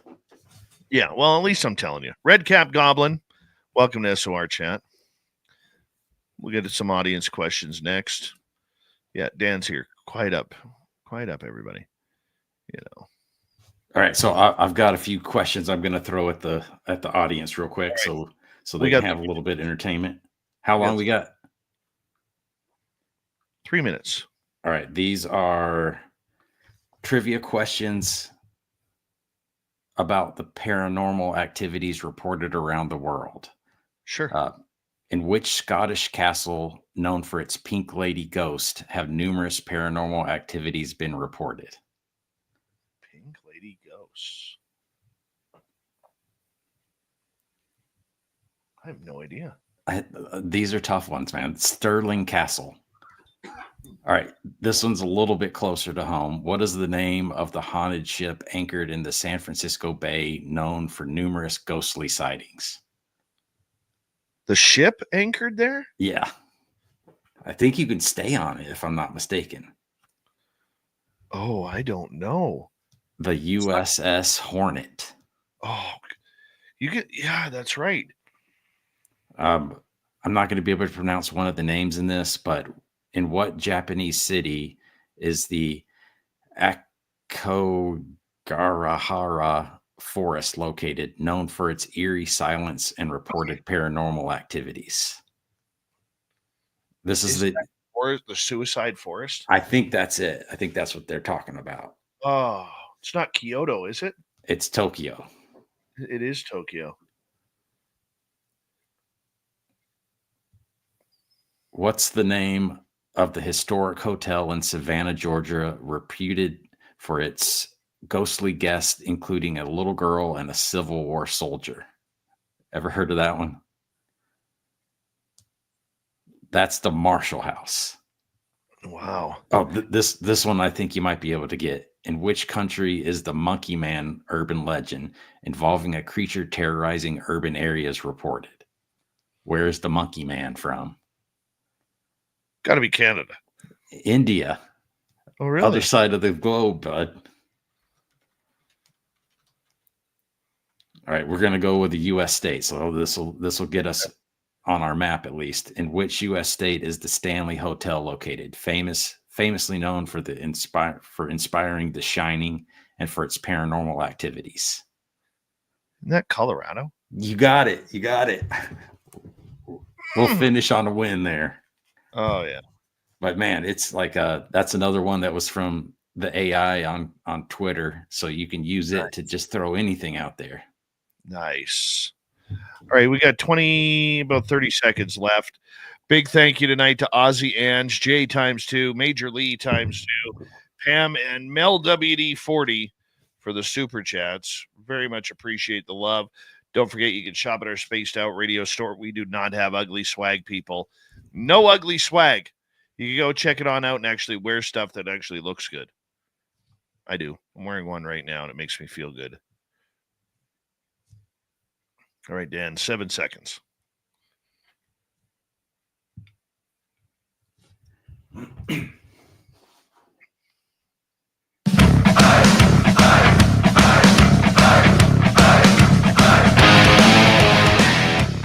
is the topic of the night. Dan Warren here from Fifth Pillar of Emphasis on TikTok. My name is Dave Scott. We're having a great time playing on the radio tonight because that's what we want to do. All right. Reminder to all of you that if you missed portions of this show or others, check out our free archives on YouTube or any major podcast network. Our website, spacedoutradio.com. We have a plethora of features for you. Yeah, we do. Rock out to Bumblefoot, read the news wire, check out our swag as well. Follow us on X at Spaced Out Radio, Instagram at Spaced Out Radio Show, and on Patreon in the Space Travelers Club. From the TikTok channel, Fifth Pillar of Emphasis, we have Dan Warden here hanging on out with us. We're going to take some audience questions. Dan, you having fun so far? Oh, yeah. It's always a good time. All right. Let's get right to the questions.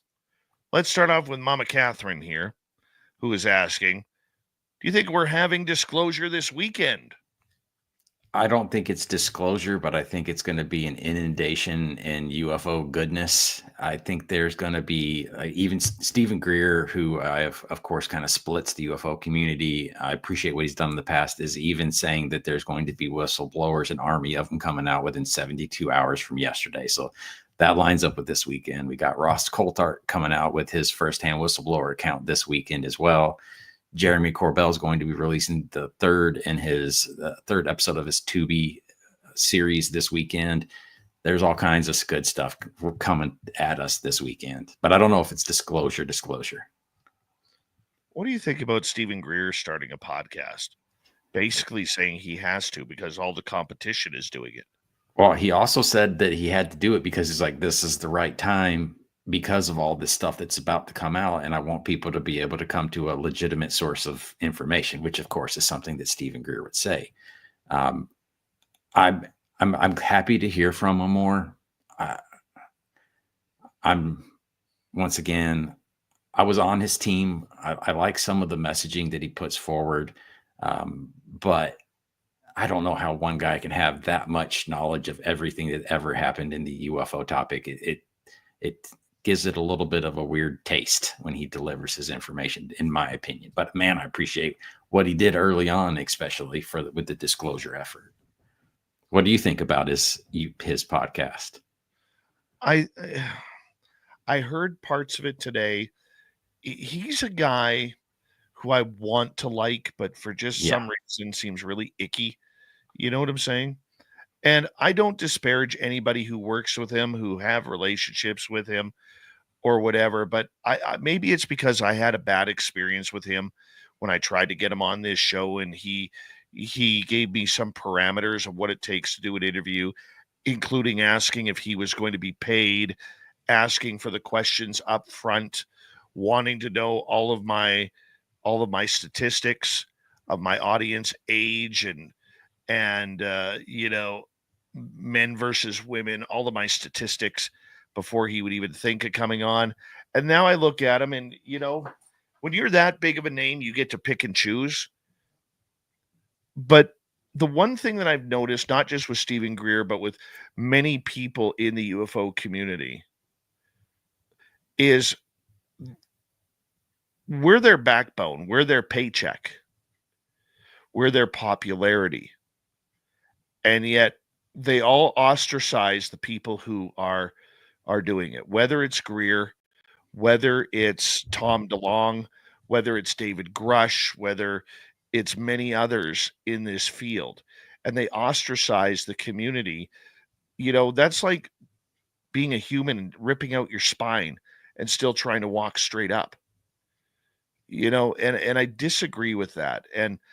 And with Greer, I think that without having the podcast, seeing what Corbell and Knapp, two people I respect, are doing, without seeing other things or other people doing it, I think he needed to. He had no choice. Yeah, it's the most readily available way to communicate with a large audience. I feel like a podcast is a great form of communication for these detailed, in-depth, nuanced topics. So the problem I have with him is that he almost provides too much information in too rapid fire of a manner. He's not going to be able to discuss the UFO topic with people that are new to it.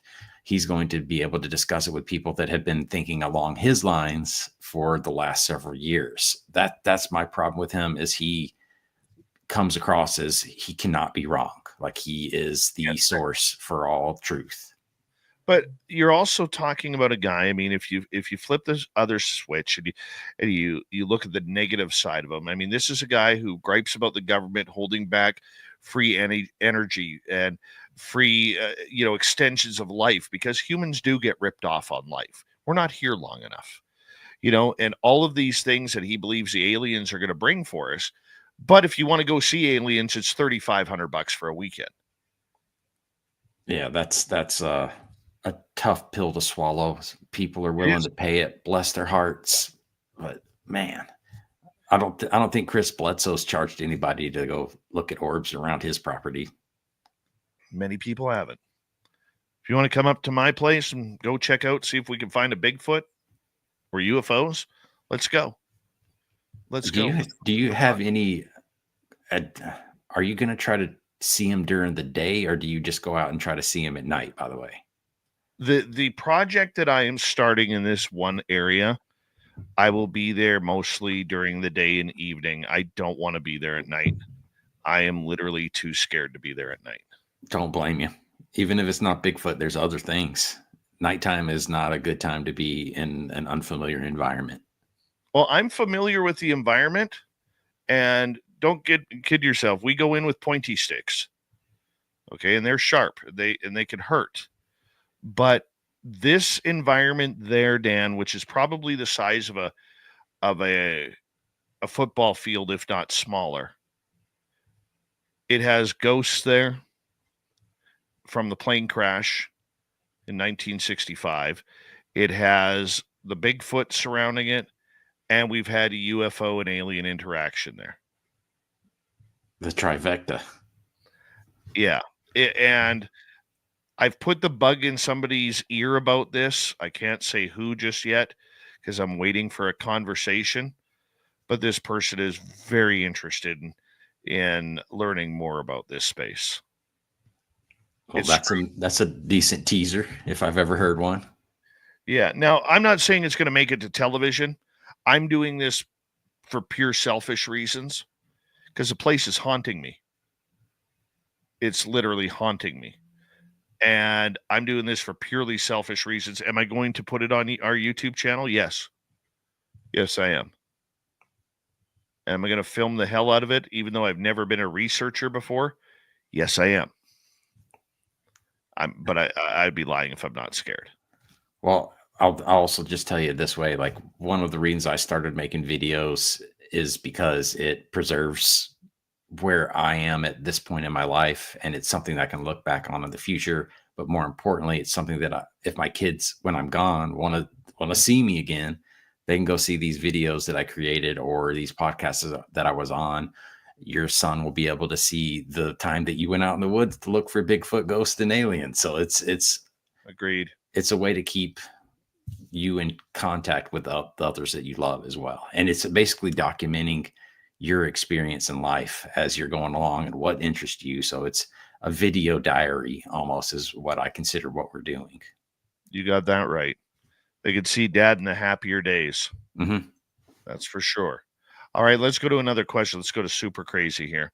Do you think the government has Bigfoot in captivity, and will we ever get Bigfoot disclosure?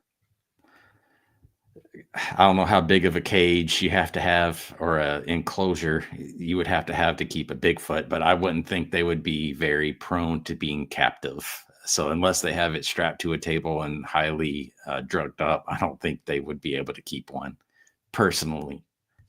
What do you think they have anything? No, I do not think that. I don't think they want them. I don't think they would know what to do with them. Oh, I'm sure they would try and make them some sort of super soldier. That's for sure. That's just me.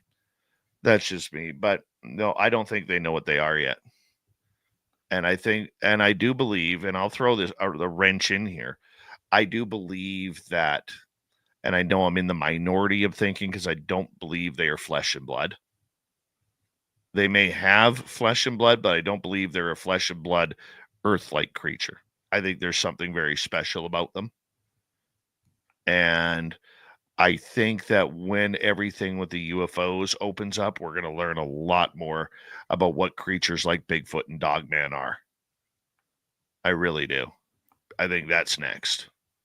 I'll caveat my statement is maybe the government does have a Bigfoot, but I would think it would be a deceased Bigfoot, if anything. Because they would have experimented on it, of course, until the point it was no longer living. Right. Let's go to Jet over on X. Why would the Pentagon allow a third-party charter pilot to be involved in a crash recovery? And why would they let him record a video of a TSSCI, so top secret operation? What do you think? Well, I didn't think he was a charter pilot. They keep calling him a tier 1 operator. So I guess I thought that meant that he was enlisted or in the service at some point or while this was going on, because this was not too recently, I don't think. But maybe Jet is correct here. Maybe he is a third-party charter pilot, and that kind of allows him to not have to abide by the NDAs that you sign or the secrecy that's imposed on people in our militaries for something like this. So don't know why. Maybe he's the best of the best, and that's why they involved him, because it was such a critical operation. They wanted the best out there. But as far as why they would let him record a video, I don't think people realize that they're being recorded. I don't know how you can stop people from having their phones everywhere, and you're on the honor system for a lot of that stuff, I assume. Maybe he pulled his phone out and recorded it and didn't tell anybody that he did and got away with it. Maybe he's one of the lucky few that was able to do something like that. But I don't think it's going to be something the government handed him to give to us, if that's what you're implying. Let's go to Sierra. If knowing that there are non-human intelligences in such an impactful thing spiritually, why aren't the people who already know about the truth being better people, but instead killing and hoarding this information? This goes back to my statement where I think that when we find out the truth about NHIs, it will bring us together for a short duration of time, and then human nature kicks in and we start to chastise each other, pick on each other, take advantage of each other, and we're back to where we started. I think it's just the way that humanity is confrontational and combative by nature.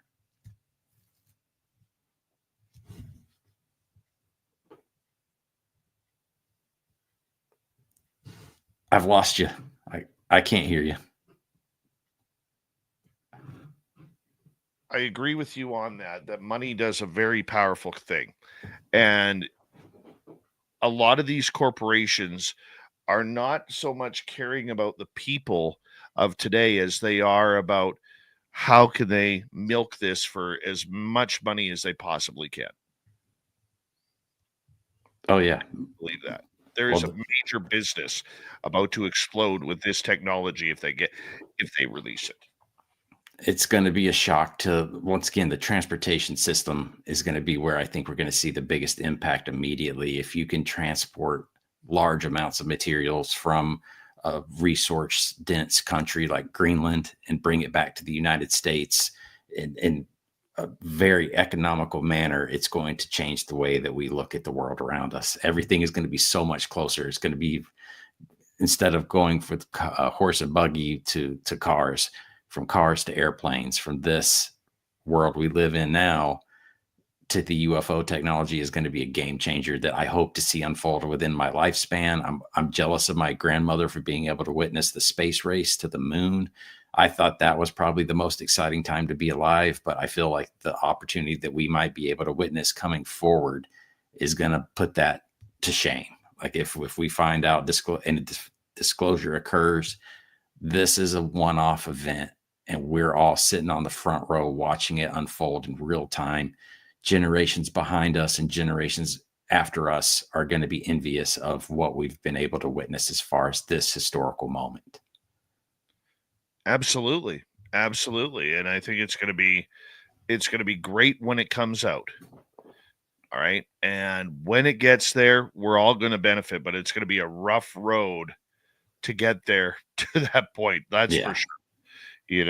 And look, somebody's going to become in that multi-billionaire Jeff Bezos, Elon Musk category over this. And I think that's what, in my opinion, that's what somebody like Peter Thiel is aiming for with his real interest and investment into this subject.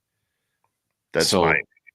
So I've heard rumors of this guy. I don't know a lot about him. Can you explain a little bit about who he is and why it's significant that he's involved? Because I've heard he's backing Jesse Michaels, that he's behind Enigma Labs, that Diane Walsh-Pasulka is now on team Peter Thiel. I just don't know enough about him to gauge what's going on in his world. Peter Thiel made his money with Elon Musk at PayPal. He then, because he's a computer genius, was able to translate that into a defense company called Palantir. How it ties into UFOs is he funded a lady named Alice Smith, whose real name is Alex, and she started Enigma Labs, and he allegedly funded it for between $5 and $8 million. Wow. Okay. And then what they did with that money is they started stealing. Nobody knows who their investigators are outside of a couple. Okay. Then they started stealing reports from MUFON and other UFO agencies that have been around for a while and had allegedly, I should say, have been doing that. Bad journalists allegedly had been doing that and claiming them as their own. At first they said on their website they had over 500,000 reports, and now I think that's down to like a few thousand, maybe 10, 20,000. He also is Jesse Michaels worked for Peter Thiel as an investor, and many other people have worked for him as well. We're going to get Dan back here momentarily. His internet has seemed to have cut out, so we're going to get him back here in just a second. Now, I'm not saying Peter Thiel is a bad thing for ufology. I don't think he's going to be bad at all. There you are, Dan. Sorry. No, that's. I was just saying, we know that. I mean, you go on Jesse Michaels' X page and it says investor with Peter Thiel. So there's a lot of ties to that. Who is Jesse Michaels tied to? Well, Jesse Michaels is tied to David Grush, who's interviewed outside of Ross Coulthart. Who's interviewed David Grush outside of Jesse Michaels? Not many people. Walter Kern from the County Highway is another guy that got to interview him, but I don't think he's tied to Peter Thiel. But the amount of material that Jesse Michaels is putting out right now is extraordinary. Like, it seems like he's releasing a 2-hour, well-made video about this topic every other day, if not every day. It blows me away that he's got access to the people he has access to and the way that he's able to flip it around and put it before the public in such a quick manner, because it is a top-notch production. He has a team. He has a very big team, and you know, I asked Bob McGuire, who was on Jesse Michaels a few weeks ago, and I said, "What's he like?" Because I'm always curious when somebody comes out of the woodwork and is all of a sudden just getting heavy hitter after heavy hitter. Like, to me, that's a red flag. And he said that Jesse was a really, really nice, down to earth individual, very caring, very open about the subject, very interested in the subject. You know, I mean, he's used his connections because of his interest. And I don't know if the guy's an experience or not. I would love to talk with him. You know, I would love to have that opportunity just to learn. You Well, know, but he does seem highly intelligent. Like, I will definitely say, like, he has a broad range of knowledge about all things nuclear, UFO, just any direction the conversation heads. He seems to already have read a book about it, or could quote some comment that someone made a long time ago. So I think he is a highly intelligent human being. It's just shocking to me that he has the access that he has at this stage. we got 4 minutes left. Let's get to a couple more questions here. Okay. Necessary Dialogue is asking, if TikTok gets banned, will it hurt your income, followings, and all of your hard work? Like, have you got a backup plan for that, Dan? I don't really consider it a plan A, to be honest with you. My goal isn't to be famous on TikTok, and I make the money I make on TikTok is like maybe $5 a month. It's not much. Like, my videos aren't that productive. I'm not doing dances or anything like that. The following is what I'm fearful of losing. I would like to encourage them to follow me on other platforms so that I don't lose that connection with them, because I do feel like what I'm doing is trying to educate people, like we discussed earlier. Like, I want to help. I want to be a source of reliable information that's not exaggerated. I don't want to be one of those guys that hypes things up and then delivers the information. I just want to give the information out because it benefits me from learning more about it to do that form of communication. But my goal is to continue to push forward and see where the road takes me. My channel grew organically, and I assume that my path forward is going to continue to be an organic path that I'm going to take. I'm not trying to force anything.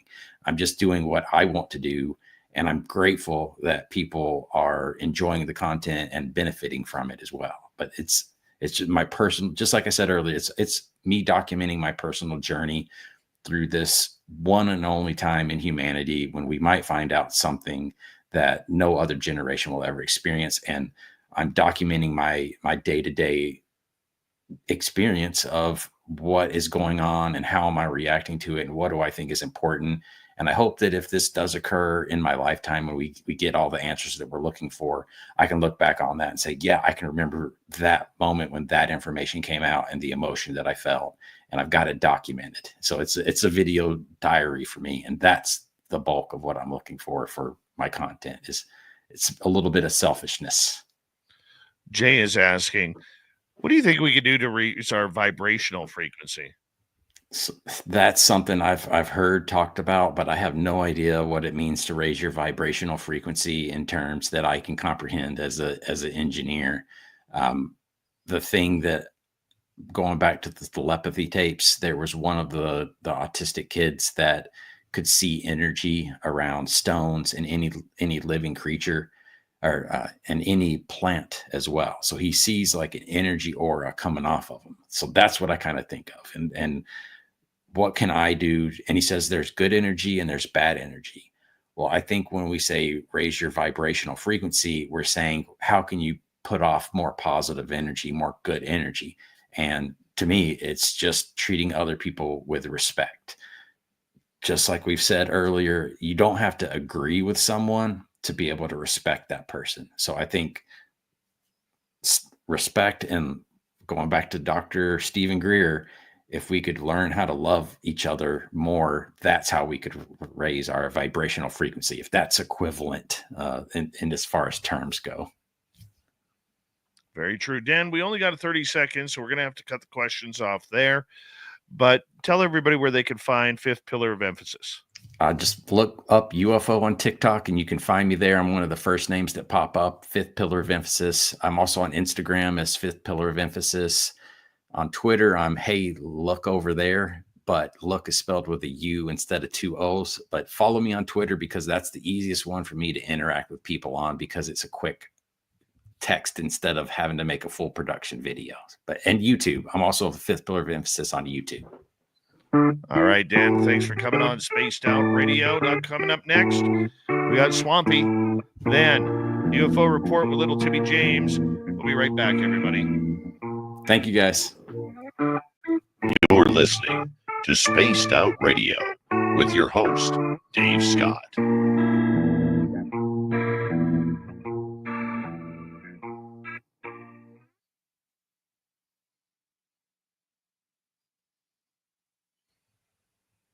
Hey, buddy, appreciate you stepping on in. I know you got an early morning, but I really do appreciate that, man. Hey, it's my pleasure, man. I'm here for you, Dave, because you've been here for me and you're fighting the good fight, man. Like it's tough. It's brutal. Ignore the negatives, focus on the positives and you got that right. Keep chugging along, man. That's what we're here for. And try your best to enjoy the ride. Thank you, my friend. That means a lot coming from you. And you're somebody that I push people towards because we need good voices out there. I think you're one of the top ones. I'm trying to be me. I learned from Ben and Joe when we interviewed Lou Elizondo on the UFO Garage podcast. They were thinking about taking it to a serious route and being serious and asking them questions, but they're like, that's not us. We're light, we're fun. And I'm like, that's a valuable lesson for me. I don't need to change who I am because the microphone turns on. I need to be who I am all the time. All right, brother. You have a good night, okay? Take care, man. Get some rest. Bye. Dan Warren, everybody. Great guy. Just a great guy. I'll be right back.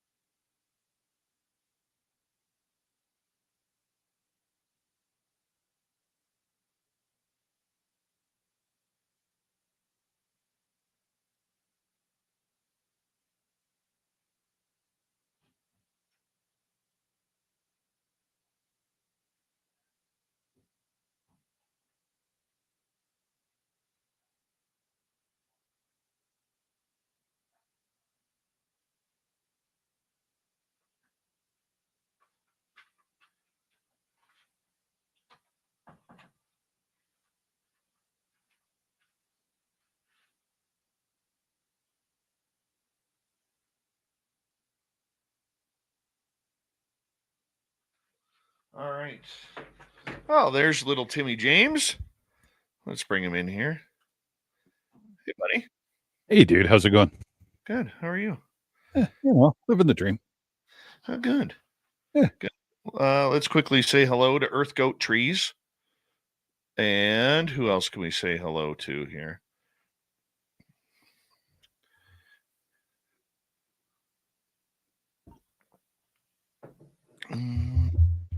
Joan Dillon. How are you?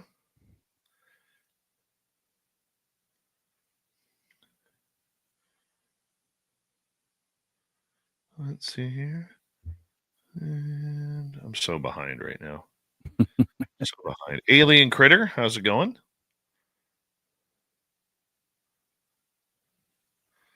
Whoopoo, what's happening?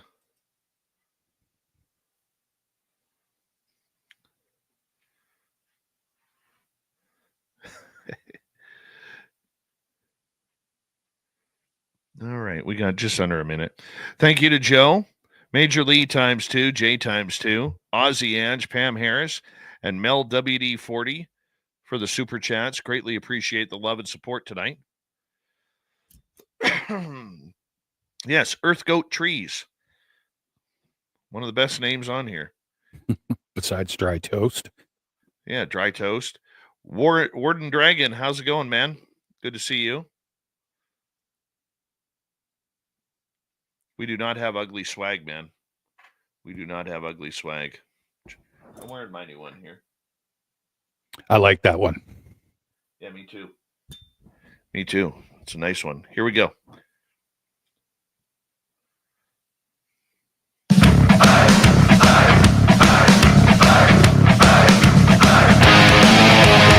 Here we go with the third and final hour of Spaced Out Radio tonight. My name is Dave Scott. We always appreciate earning your listening ears wherever you are on this beautiful planet we call Earth. Hello to everyone listening in on our terrestrial affiliates around North America, digitally on every major podcast network. Our website, spacedoutradio.com. We have a plethora of features for you. Rock out to Bumblefoot, read the news wire, check out our swag as well. Follow us on X at Spaced Out Radio, Instagram at Spaced Out Radio Show, and on Patreon in the Space Travelers Club. The Desert Clam has set the password for tonight in the SOR Space Travelers Club. Ragabash. Ragabash is your password. Use it wisely, Space Travelers, as the Clam sets the password each and every night right here on Spaced Out Radio. Let's head to the swamp. Hello and welcome to Spaced Out Radio's Swamp. I'm Swamp Dweller, and tonight I'm going to take you on a mystic journey of the unknown, sharing tales of monsters, legends, and nightmares. Welcome to the Spaced Out Radio Swamp. For 13 years, my home nestled in southern Delaware enveloped me in a serene, woodsy embrace. A 15-minute drive wound through quiet lanes to the nearest small town, while the closest small city beckoned 40 minutes away. Surrounding my house, a sprawling nature preserve punctuated by the occasional hunter's cabin offered a playground of adventure. As a child, I spent countless hours exploring its hidden corners, forging trails through thickets and underbrush. One area held a special place in my heart, though, a secluded expanse of abandoned fields and pine forest about a half-mile from my childhood home. Accessible only by a rugged vehicle trail, this sanctuary boasted a tiny pond, shimmering amidst towering pines. Large pieces of concrete fence cordoned off its perimeter, preserving its tranquility from motorized intrusion. The place was sacred to me, a haven where I'd often unearthed treasures like unique rocks and intriguing animal bones, nurturing my fascination with natural history. Years later, I returned with my fiancée, eager to share this enchanted realm. The forest greeted us with its timeless embrace, sunlight filtering through the canopy to dapple the earth in patches of warmth. We ventured out towards the familiar pond, tracing the vehicle's trail winding path with renewed anticipation. Our search for natural curiosities began innocently enough, but soon took an unexpected turn. Amongst the pine needles and mossy ground, scattered remnants caught our eye. Bones, fragments of what I would assume were deer skeletons, lay strewn in a small clearing. Some pieces gleamed white against the forest floor, stark against the backdrop of deep green. Intrigued yet uneasy, we examined the remains. Partial skulls, rib bones, and vertebrae laid out within a 6-foot radius. These were not the orderly remains left behind by some hunters who typically field-dressed their kills elsewhere in the preserve. No, these were fragments, a mysterious puzzle of decay and something that defied an easy explanation. Disquiet settled over us as we knelt amidst the eerie tableau. The forest, which once hummed with the rustle of leaves and distant wildlife, now seemed hushed, unnaturally still. Gone were the familiar echoes of distant trains that occasionally cut through the air, leaving a silence thick enough to touch. Unease prickling at our senses, we exchanged nervous glances. What exactly had brought these scattered bones to this secluded haven? Who, or what, had laid them out so deliberately, defying the natural order of the preserve? With a mutual understanding, we abandoned our search and hastened our way back along the trail, footsteps quickening as if eager to leave this mystery behind. The once familiar woods, now draped in shadows that seemed to whisper ancient secrets, urged us toward the safety of my car. Driving away, the weight of the unexplained hung heavy in the air. We vowed silently that eerie clearing, undisturbed, was best left alone. Its mysteries unsolved, a haunting reminder of the thin veil separating the known from the unknowable in the heart of the wild. Thank you, Swamp Dweller, for another crazy, spooky story. If you want more just like that, head on over to his YouTube channel, Swamp Dweller. Hit subscribe, ring that bell. There are thousands of stories right there for you. That is an interplanetary flying space saucer.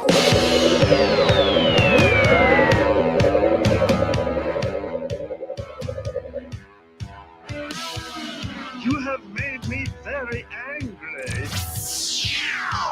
Very angry indeed. Little Timmy James and the UFO report. We're all hung over after the big news yesterday because it was absolutely swamped, my friend. Yes, it was. Yes, it was, and it still is today. But it just seems a lot of Johnny-come-latelys, not in a derogatory sense, but a lot of guys coming in and reiterating and regurgitating the same news. Haven't really seen anything new on anything we talked about yesterday pop up, but yeah, it's everything out there now is not about drones, thank gosh, but lots of. I will say this: I had somebody, my Canadian source, Mm-hmm. one of my Canadian sources, Yeah, actually say to me today. He messaged me and he's like, "Are you surprised that no one is talking about the Sky Canada project? It's like it never happened. It's not even part of the conversation." it really isn't. Everybody's really focused on Barber and yeah, and Corbell's out there now, and Elizondo's out there now, and I mean Elizondo's doing his thing where obviously he's praising the whistleblowers and stuff like that. But did you see the little chit chat that he had with Corbell? The videotape chit chat he had with him today. No, fill me in. So Lou warned Jeremy today. So you can check it out. It's on all your social media and whatever. It's in the news, but there's an interview with the two of them. And so Elizondo starts out and goes, "Hey, there's an individual who does some research for us, a former military guy, highly intelligent and a great investigator. He has reached out to me and said, hey, listen, you may want to let your friend Corbell know something because I've come across some information that's very disturbing," he says. Look, there's a credible threat against Jeremy Corbell. And he sent me some information. I looked at it and I said, okay, you know what? Yeah, That looks legit. Well, hopefully not as legit as his unidentified flying lamp. But anyway, looks legit. I wouldn't take any unnecessary chances if I were you right now, because you've got a bullseye on you.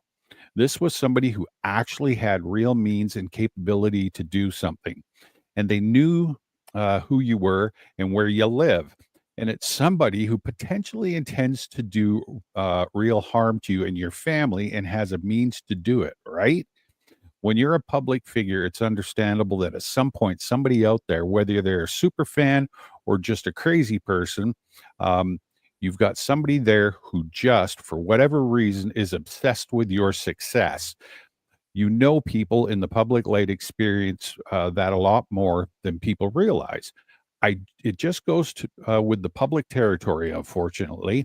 So then Corbell turns around and goes, "Look, people hate me for maybe the way I say stuff or not saying stuff, putting something out, not putting something out. You should unlive. You should stop. You're full of bleep. You're a grifter. It's so easy to quit. It's so easy to be beaten down by the lies and the baloney. There's no way to stop this. I will be part of it for as long as I'm physically and mentally capable of being a part of it. Communication only happens and can only be successful if people feel they have the ability to freely engage in dialogue and speech. The problem is, there are some people, for whatever reason, feel that if they don't like the speech, they have the right to silence the voice one way or another. You've got a concerted effort within the government that's very sophisticated, and it will probably come out. I've been really careful right now because I don't want to. I don't want to. There are individuals that have the ability to keep people quiet permanently. So Lou is talking about people being unalived because of their direct firsthand knowledge of UFO related exploration programs, meaning reverse engineering programs. And he is 100% correct. That's going to come out within the next year, I think. Good.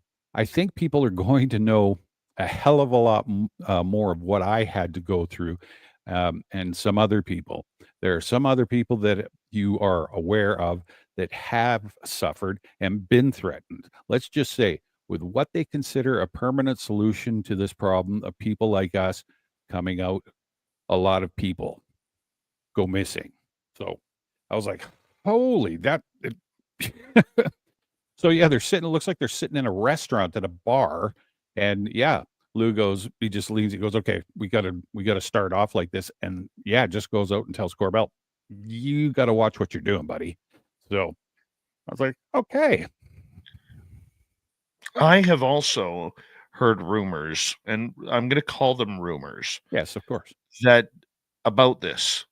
Mm. And this has been going on for a while. Rumors that Jeremy Corbell has an insider who is so deep in that there are only a certain number amount of people who have access to those videos and that information. And that they, on the inside, are trying to find who is leaking Jeremy the information and the videos. Right. Now, Jeremy is somebody who's very polarizing in this field. He's got a chip on his shoulder. He is a lot of people think he's arrogant, he's pompous. I think he's confident. Yeah. I don't have an issue with the guy. I know he watches this show. Okay, he rarely chats, but Right. I know he and both George Knapp watch this show, and I'm very thankful for that. That being said, Jeremy has a target because he is loud and boisterous and passionate about this subject. Yeah, A lot of people absolutely. may not like the way he does things or Mhm. the way he talks because he's a very straight up foul mouth guy. I mean, he could literally pass for a Canadian hockey player. Yeah, no kidding, right? But on the flip side, he's working hard to get the information out. Whether we choose to believe it or not, that's up to us. I mean, a lot of his videos have been heavily criticized, Yeah. and many of them have allegedly been debunked. But he's only going by what his source gives him. Yeah. And, that's what he's supposed to do. So I am going to hopefully sit down this weekend and watch that 3-part series on Tubi. Mm-hmm. I want to see it. I want to feel it, because I think Jeremy is very, very smart on what he covers and what he doesn't. Oh yeah. Yeah. And I mean, and hopefully this doesn't put a target on him. Like, the last thing this community needs is somebody getting wiped out over talking UFOs. yeah. Yeah, for sure. We don't need that. No. We don't need that. And I hope that if that statement is true, that he does seek both safety and legal advice and maybe protection from the police. Yeah. Yeah. But if for it's a sure. government agent, well, Mhm. then we'll see how it plays out. Yeah, for sure. I mean, he did that thing with the Elizondo, and then there was another interview that came out later on today that and it was one of those ones where he's sitting by himself and you don't get to see the person that's interviewing him. It's kind of weird. I hate those. But he went off on the government about this the 2027 spaceship that's heading towards Earth. He went to town on the US government. They're nothing but liars and they're just lying to you. And this is a narrative that they want. Like, I was like, dude, you just gotta like you're not drawing positive attention. You're really drawing a lot of negative attention by spouting off, I guess, and not keeping it in check. I was like, man, oh man. Yeah, he was all over X and a couple other social media platforms today. And I was like, dude, just be quiet. So Well, I mean, there is that, though. Okay, there is that idea mhm. that much of this information is being put out there as a psyop. Yeah. I Yeah. was told about 2027 4 years ago. Mhm. 4 years ago by an insider to Elizondo. Right. Said that's what we need to prepare for. Then that date got to move to 2035. So somewhere between 2027 and 2035, this giant UFO ship is supposed to sail through the sky and come to Earth. And Corbell is basically saying that it's bogus. It's a story, no. red flag. Don't fall for it. Yeah, exactly. And I mean, I get it. And I appreciate that, it's an opinion and whatever. He may know more than the rest of us know. I can't say. But it was just the way it came across. I was just like, man, you got to tone it down. You're being super aggressive and be passionate but aggressive at the same time. I was like, "Mm." Yeah, you're putting yourself in that hot seat, and there's no question about it. So I was like, all right. But did you see Greer? I think I texted you today. So the end of the week disclosure from Stephen Greer is now 72 hours or somewhere along that line. I was digging through some stuff today and I guess he's doing a podcast and he's there. He was saying in a self interview or like one of these sort of ideas, sitting in front of a camera and he was addressing people and saying, look, 72 hours or longer, but I guess his people or the people that he's going to be working with and the whistleblowers are all trying to get things lined up. So I don't know if that's going to happen by tomorrow, like he figured it was going to, but he's still saying, yeah, he's got an episode 1 of his podcast coming out and he's going to have these people on the show. And yeah, it's going to blow everybody's mind. So we'll see how that goes as well. Yeah, the podcast, and we were just talking with Dan Warren about this. I don't know if you heard that portion or not. I probably didn't know. But the podcast that Greer's putting out, he basically it's almost like he felt he was forced to do it because everybody and their dog now has a podcast and Greer, whether you love him or not, has some very smart people surrounding him who are saying, Mhm. dude, you got to start this. Like, this Yeah. is something that you need to be doing. Hmm. It's something you got to just push to the side as a fad that's going to go away. Right. And so I could understand why he has one. I mean, this is a guy who has almost 800,000 subscribers on YouTube. Yeah. And those people look to him, whether you, once again, your thoughts or my thoughts on him are irrelevant. Exactly. You know, Oh, it, for sure. it's just um it's something that he needs to do. Yeah. Oh, yeah. Right. Definitely. I just and this is again just my personal opinion. He reminds me of an old time used car salesman, and not against car salesman. I'm just saying, just reminds me of that.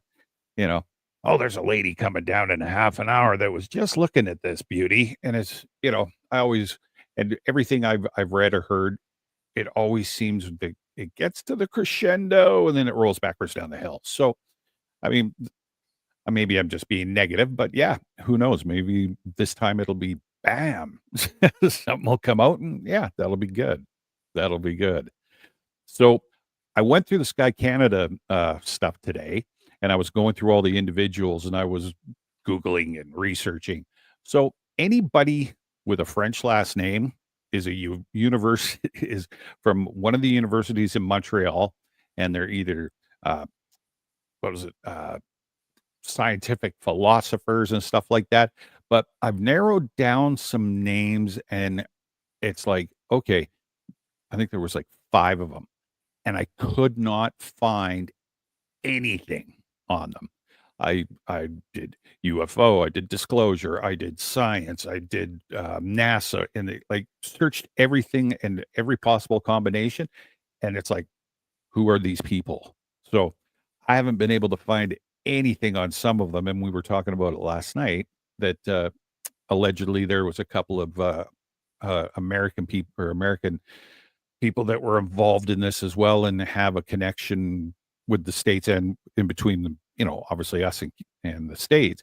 But I'm thinking, okay, so the people that aren't popping up on any sort of search, what was it like? These guys janitors that just showed up for the meeting, or are they are they keeping the identity quiet? Well, let's go in this weekend, try and find them. Yeah. That'll be our mission. Okay. That'll Sounds be good. Complete mission to do so. Excellent. Excellent. I love searching for mysteries like that. Let's find out who these guys are. What are you hiding behind the maple leaf? Yeah, exactly. But yeah, it was pretty interesting. A lot of these people popped up and they're reputable. And I mean, and some of the people we know, like Shankar Patrick and Daniel Otis and the media and stuff. But yeah, it was like, well, that's kind of strange that we can't find these people. So yeah, make it a mission. Well, you got a minute 20. What else you got for us? I have a huge this day in history sort of thing, but yeah, that's going to take me longer than a minute and a half. So Give us a hopefully, quick Coles notes. You got 1 minute now. say again. Give me the Coles notes. Well, all it was 1950. And basically, this January 1950, and a B-29 aircraft was flying over the Gulf of Mexico on a course for at 260 degrees when 3 objects noted on the radioscope orbiting the B-29 from all quadrants. So estimated speed at about 2,500 to 3,000 miles an hour. And twice the objects came within 20 miles of the aircraft and then apparently had the ability to hover because the movement on the radar scope ceased for 5 to 15 seconds. After altering course, the object no longer appears and the radar is jammed for approximately 10 minutes. The crew is unable to make any more visual sightings. So there's your Coles notes. Appreciate that. You're very welcome, sir. Thank you, my friend, for coming on. No problem. Really appreciate you always taking the time for us. That's little Timmy James. We'll see you soon. Coming up next, it's the Dave 101 and Readiness for the week. This is Spaced Out Radio and your host, Dave Scott.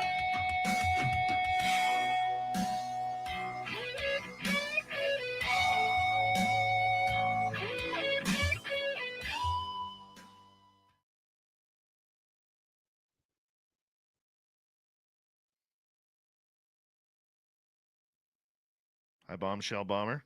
Lee, are you serious again?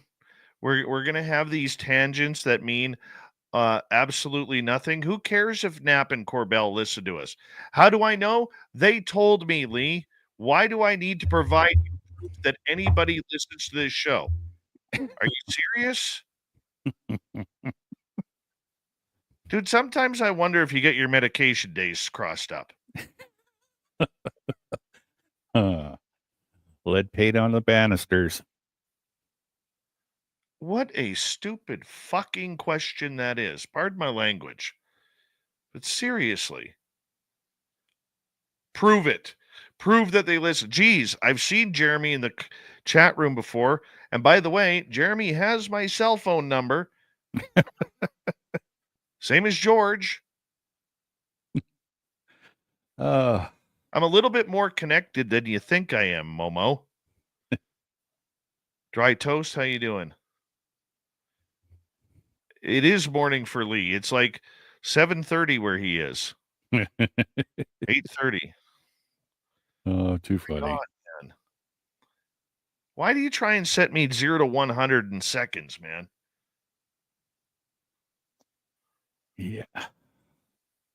What does it freaking matter?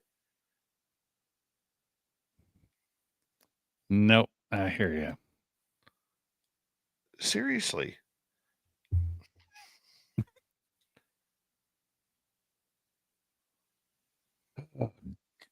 Lex Diaz, how you doing?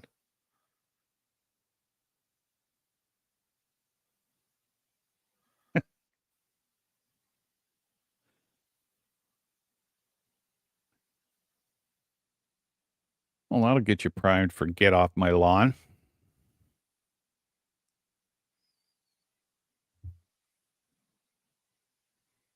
Wee Runa, how you doing?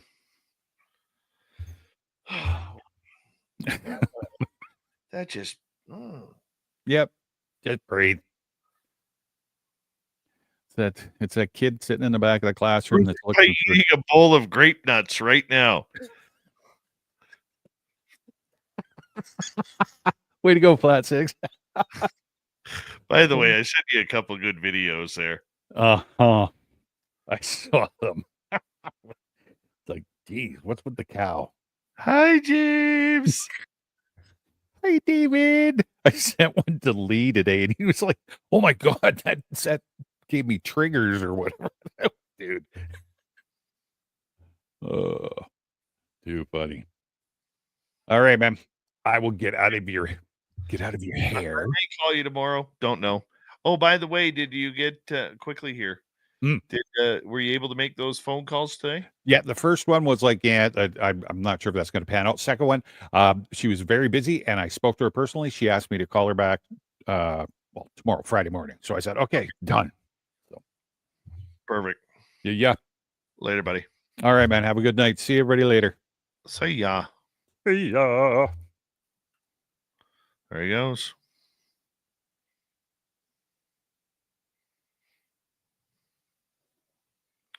All right, now I have to concentrate on my Dave 101 because now I don't know what the hell I'm doing.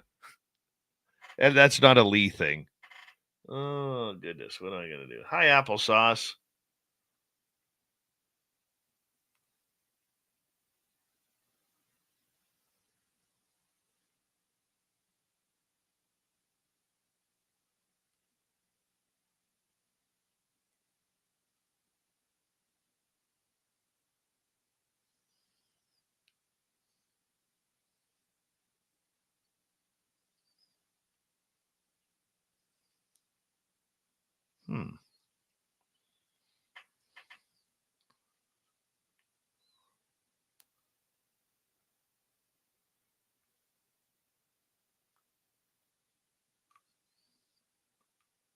Okay, got it. PRM, what's happening?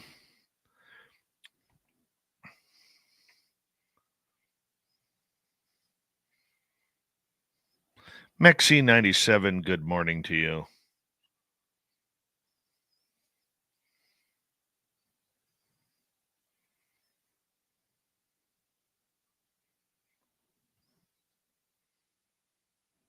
Come on, Bombshell Bomber. You don't remember the Wilford Brimley Grape Nuts commercials?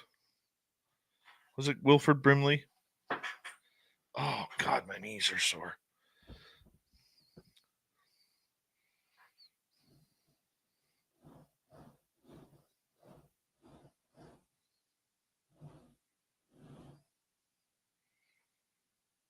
Here we go.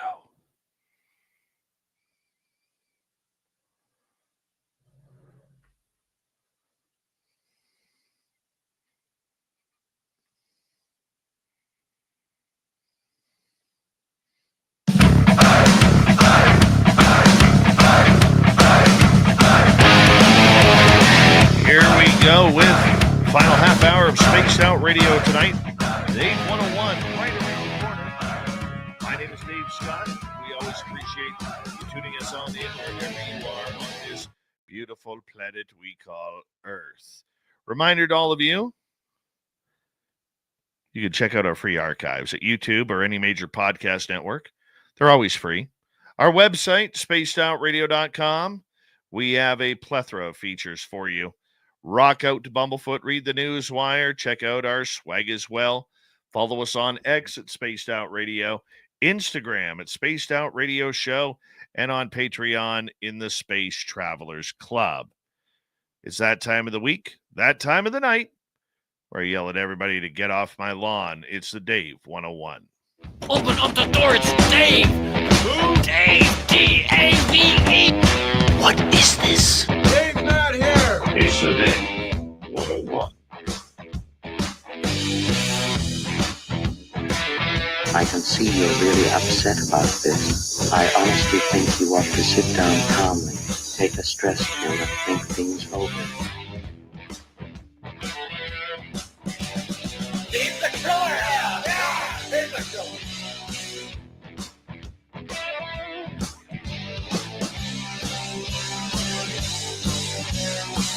Dave's a mess.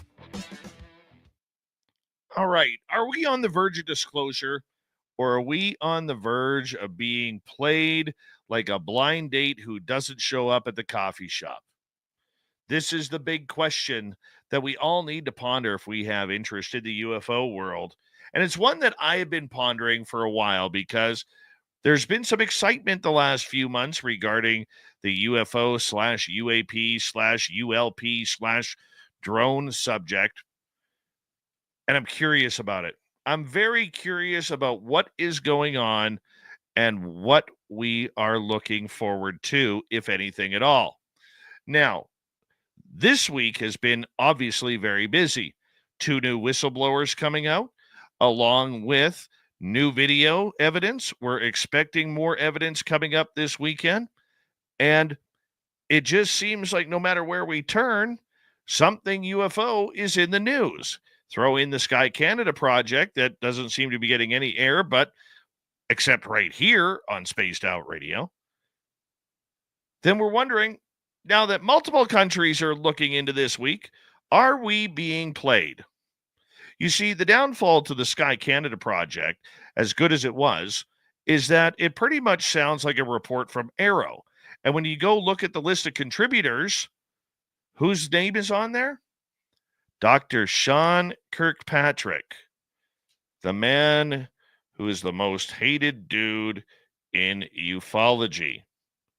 Why? Because there's no UFOs here. Slam dunk.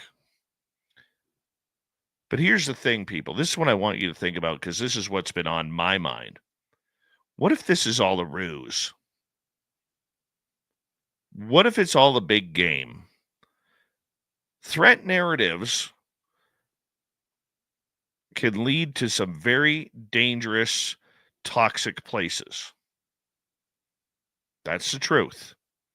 Threat narratives, as much as we say, will lead to new budgets in the defense budget in the next short while literally can mean bad things for people like you and me.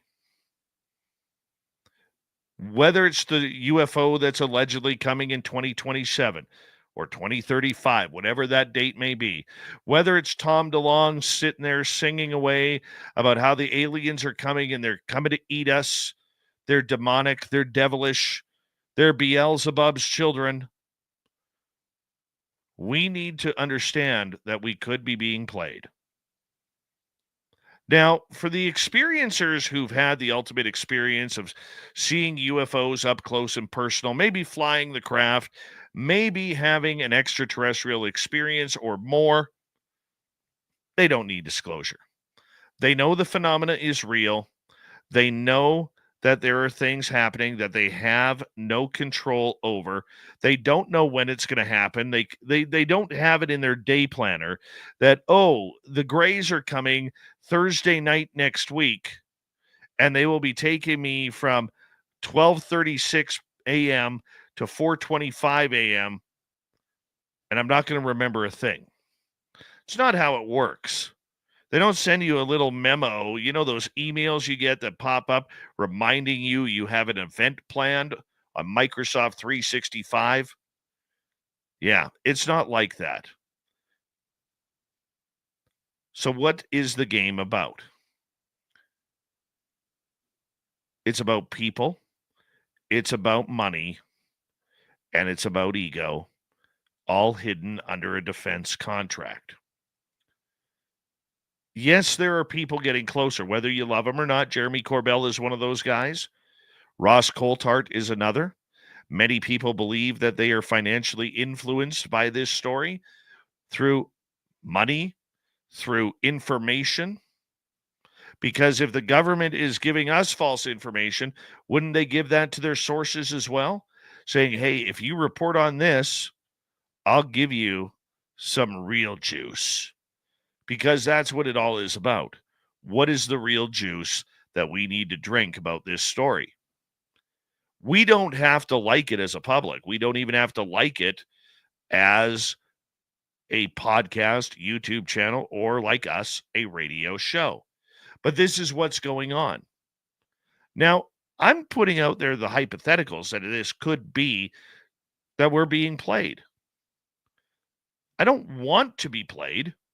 I don't think you guys deserve to be played. But we don't know the story. The other side of that is we keep shooting ourselves in our own stomachs. How do we do that? Well, when a whistleblower comes out, within 10 minutes, you have people online saying, this guy's full of crap. This guy is garbage. He doesn't see squat. There's no video, even though News Nation is releasing a video. I've seen it all. I've seen it all in the last 24 hours since Jake Barber came out. It's the way it is.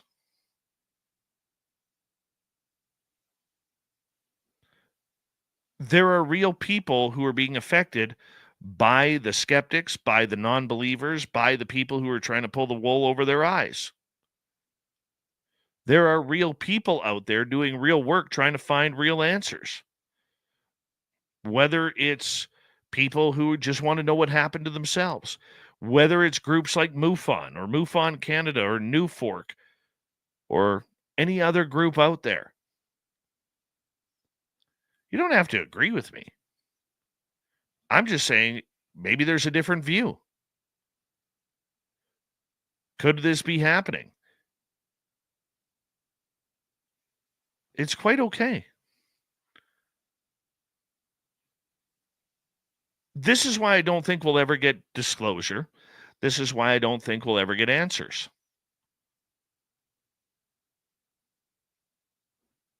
We don't get answers because they don't want to give them to us. And we don't want to believe the people who are giving the stories.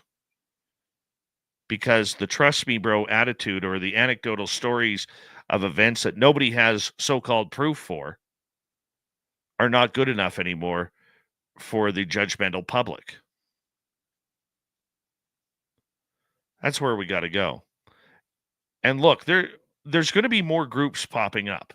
There's going to be more podcasts, more YouTube channels, more of everything popping up as this story continues to get bigger and bigger each and every day.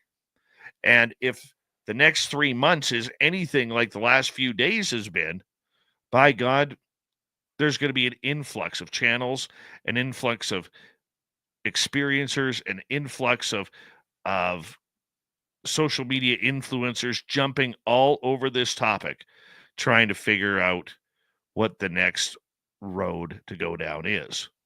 Because don't forget, a lot of the podcasters, a lot of the YouTube channels out there, they're covering this story for a financial gain as well. Now, I don't really have an issue with that as long as they're telling the truth. But that's what we can hope for. So I don't see anything being pretty over the next little while. And as I always do, because it's the Canadian in me, take it with a grain of salt.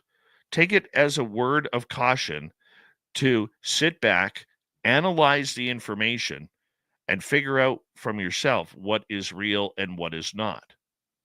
Because over the next little bit, we are going to have a huge amount of information, probably more whistleblowers, potentially more videos coming out, so many that our heads are going to explode.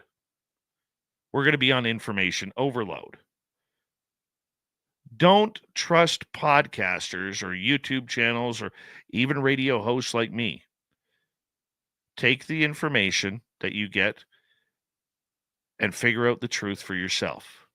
Because there's not a single person here who has the overall truth. You have my truth. I have your truth.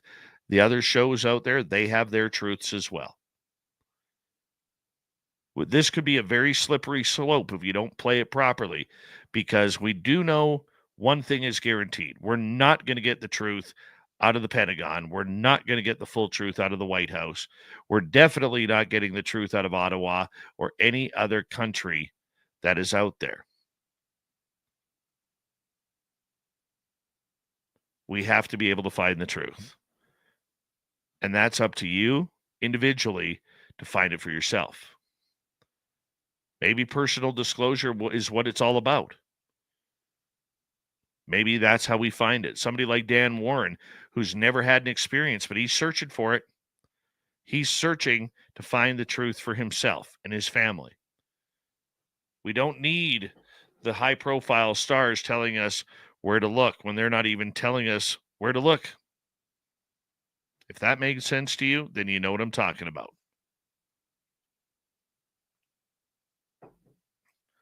Let's just enjoy this topic. Enjoy for once that the tinfoilers are right. All the people that made fun of you saying that this story wasn't real, well, guess what? They're turning. They are turning because they're able to.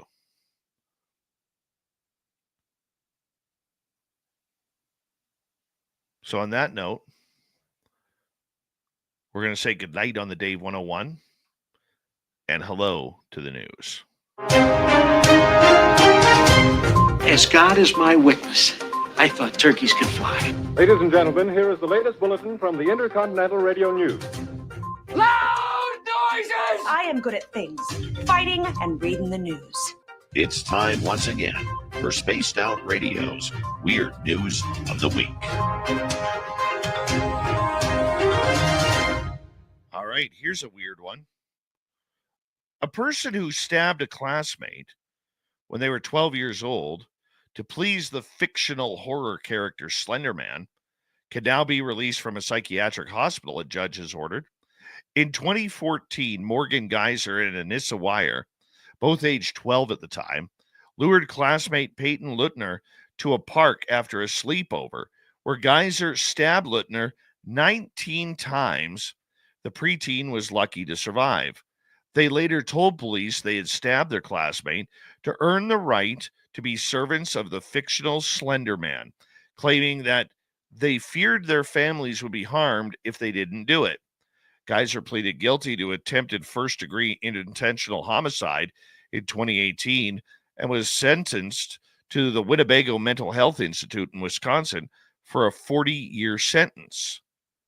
Wire pleaded guilty to attempted second-degree intentional homicide and was sent to the same facility with a 25-year sentence, but released in 2021 to live with her father on the condition that she wear a GPS monitor.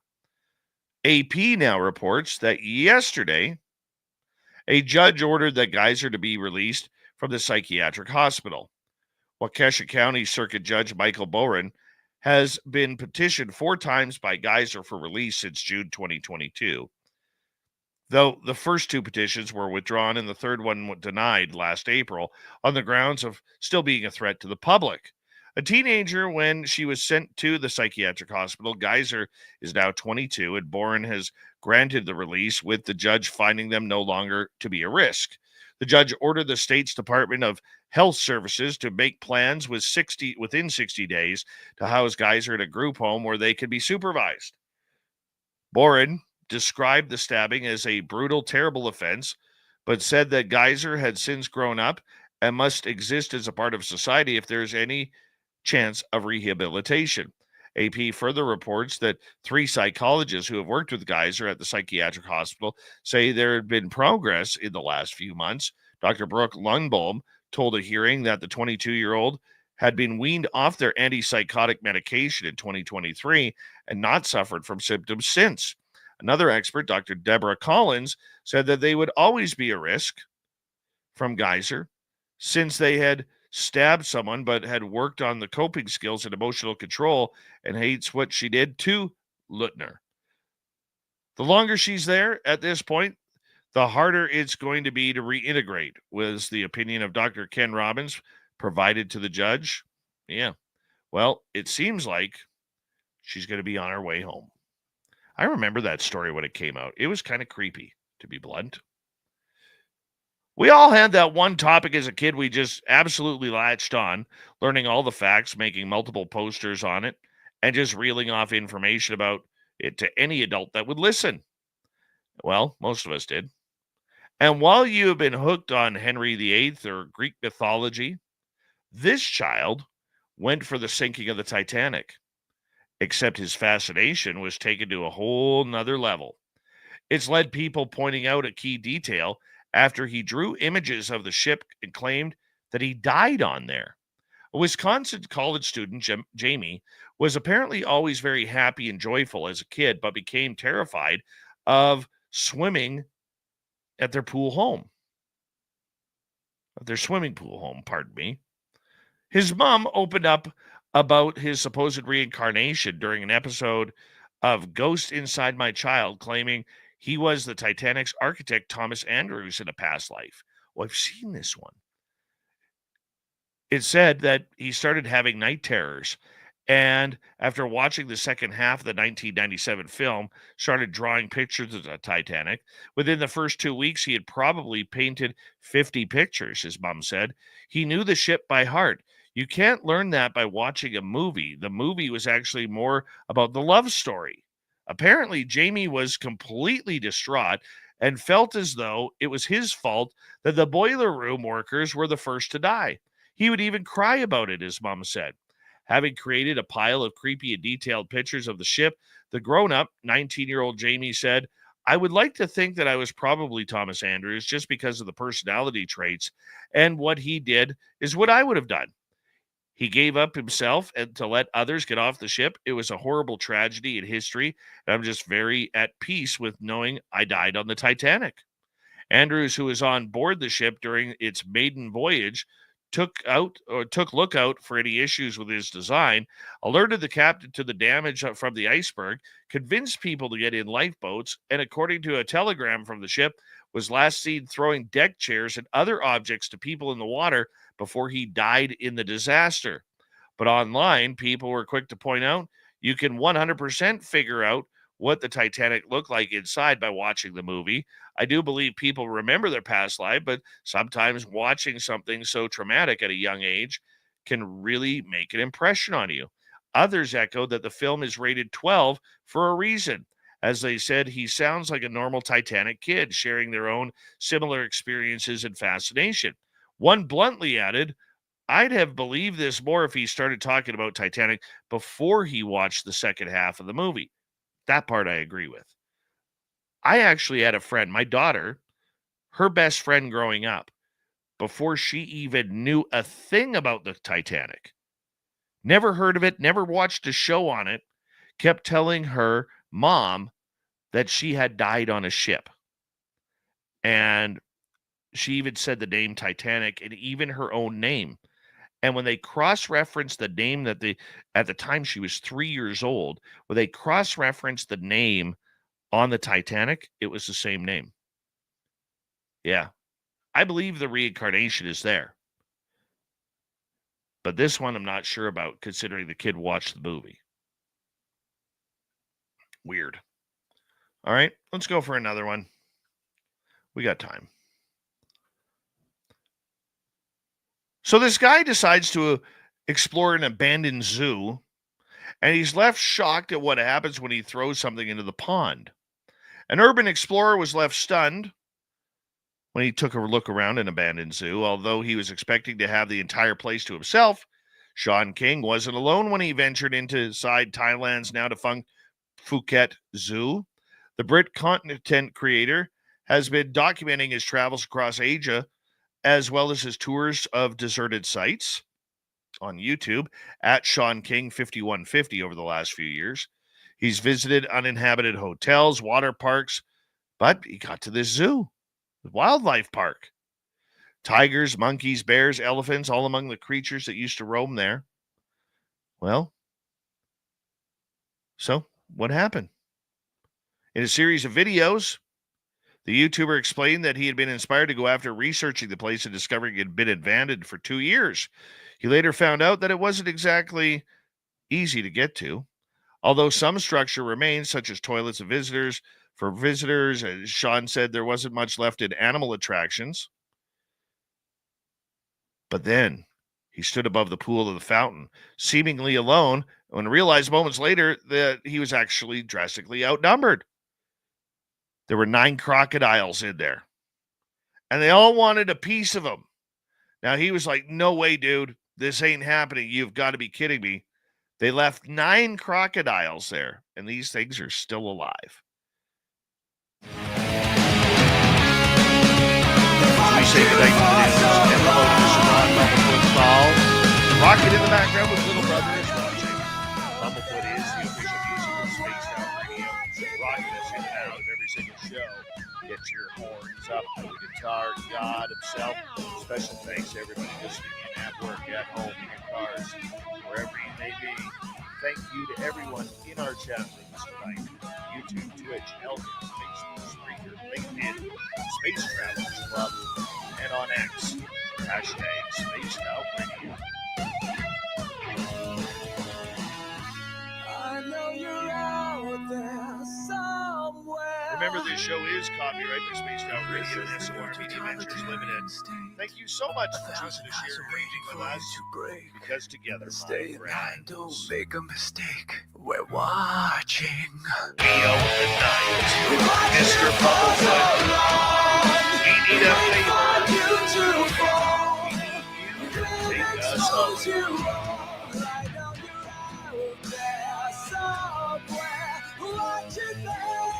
Yes, the Woo Train has docked for the night, but soon, my friends, we shall ride again. She throws billions. Your tickets never expire. And if you want to bring a friend, we've got room for them too. Good night, everybody.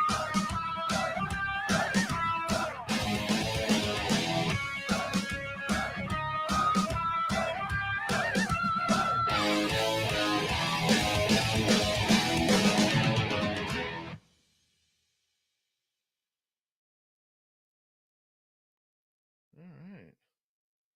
Publish that. Close that. Open that. And we're on our way. Yay, people. All right. Remove. All right, whatever.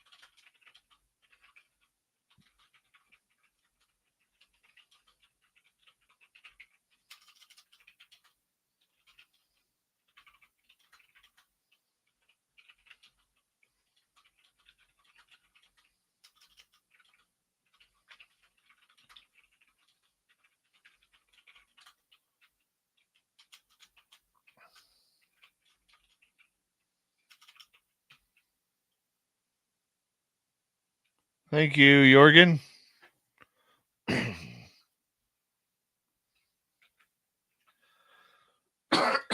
Excuse me.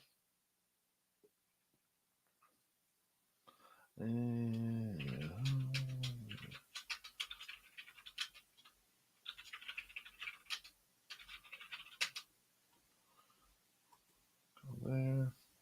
All right.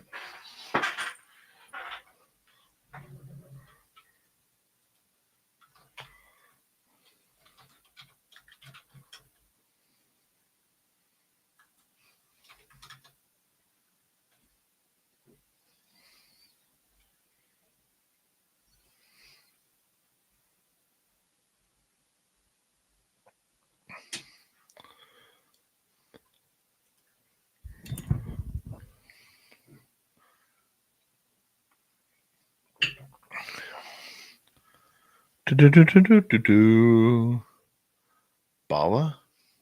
What's a bala? Thank you, Jorgen. That means a lot. It's actually $12.90 Canadian.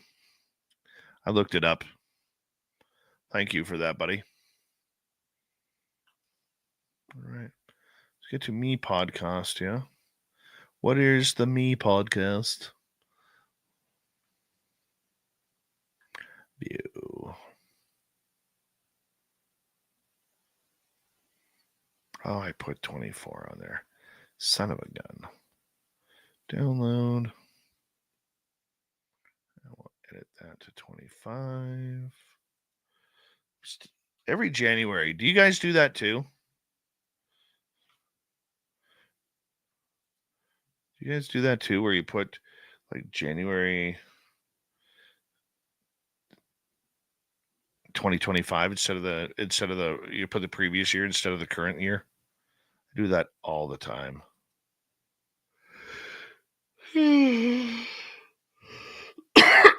Excuse me.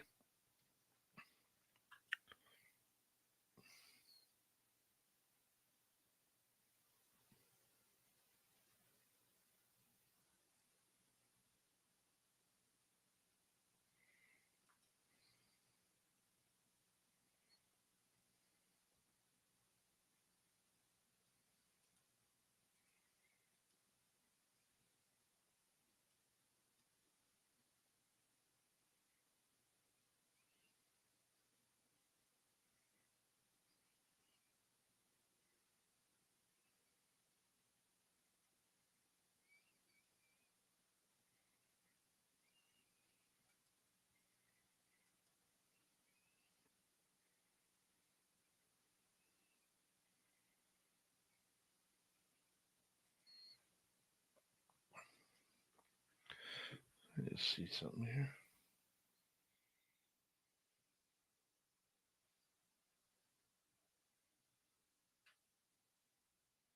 Not done yet. No, something can't go wrong.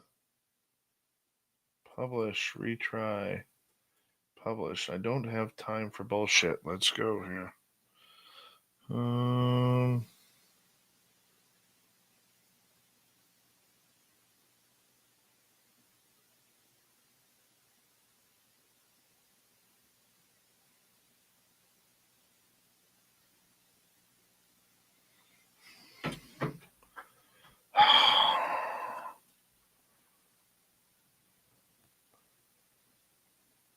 Can't believe my daughter's 26 today. Wow. That went fast.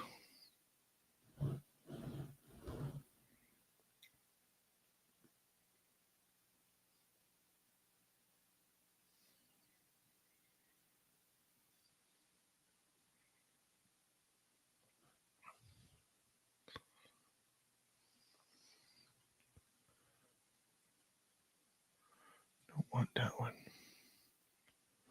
Wait for this to freaking load.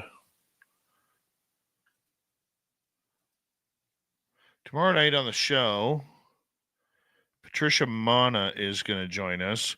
Remote viewing and unexplained disappearances. Be our first time on this show. It's going to be fun. It's going to be joyous.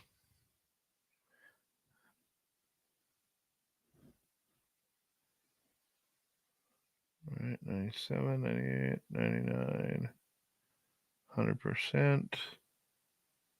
Upload, come on. There we go. Good boy. Yay me. All right. Moody Mongol, how are you? All right, just for you, bud. There we go. This for you, Moody Mongol. Let's see if I can stand it up here. There you go. What is the alien behind you? Which one? This one here is a stuffy. I don't know where the other one went. Where'd it go? Oh, it fell.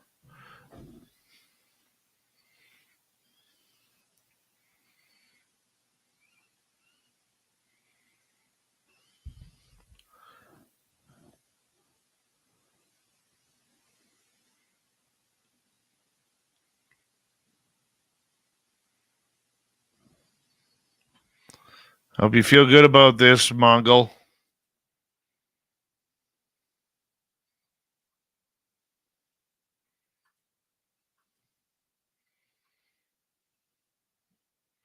Don't just do my hair for anybody.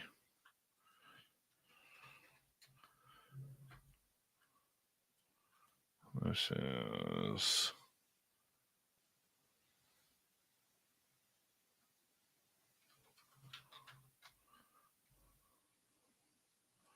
Deadwood MP3 right there. I agree.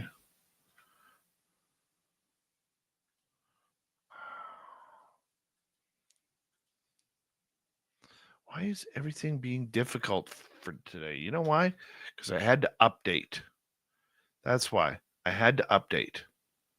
Every time I update, things just get stupid.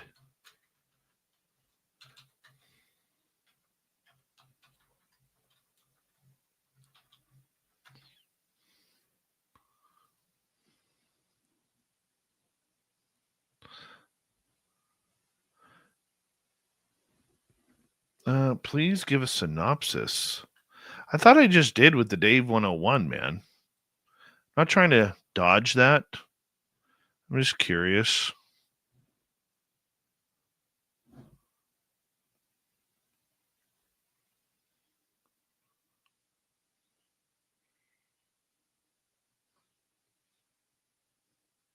I need a haircut. I don't know what this piece is right here. Like, go up like the rest of them. Either way. Hold on a second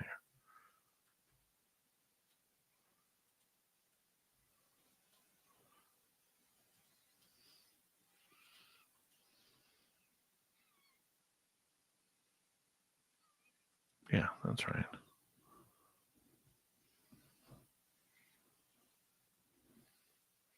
There's a nice slope on this side, though. I'm going to fall off here. Why won't that side stay up? Oh, hold on. Let me.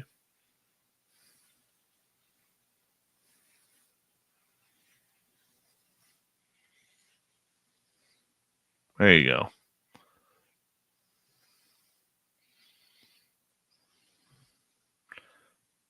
Now, ladies out there, don't get too excited over the hair.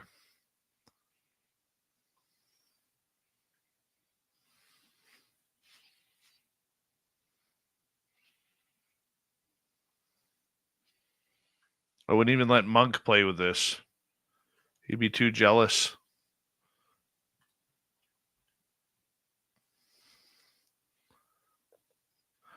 So my son and I were playing a game of floor hockey earlier tonight with mini hockey sticks, a puck. I took an early 1-0 lead. Then I took a 2-0 lead in the second period. He dominated the third period, scored 3 goals. I didn't get one. Beat me 3-2. We fought twice, dropped the gloves, went at it. Second time he cocked me good.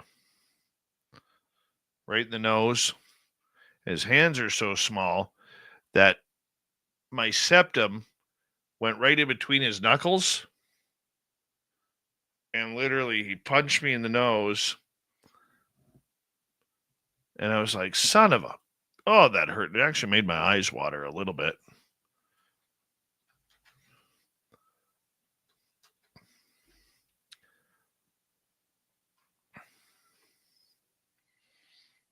It's like, what are you doing? And then I'm down after he socked me in the nose. I'm down and he jumps on top of me and starts feeding me again to the side of the head. Driftwood, how you doing? I'm like, dude, I'm down. Like that's not, you know.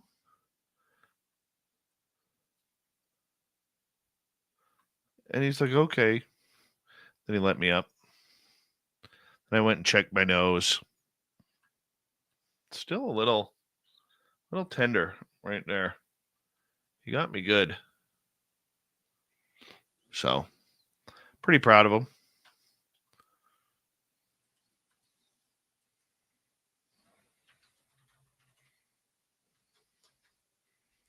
Hi, Chris. Oh, what a little pervy comment by Christine. I know what tonsil hockey is. Look at you. No, Moody Mongo, I would have put him in a camel clutch.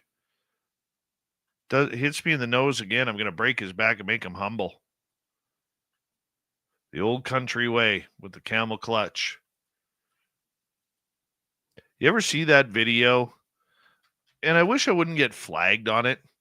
But if you ever want to see a great interview, listen to the Iron Sheik's interview about B. Brian Blair from the Killer Bees back from WrestleMania 3 at the Pontiac Silverdome. He goes absolutely nuts on Brian Blair. I wish I could play it because literally it's one of the most brilliant pieces of YouTube history, in my opinion.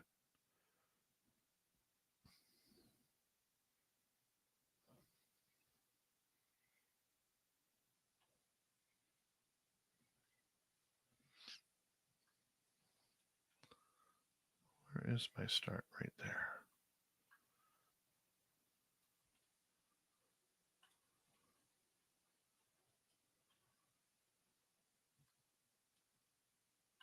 Yeah, my nose is sore. It's sore.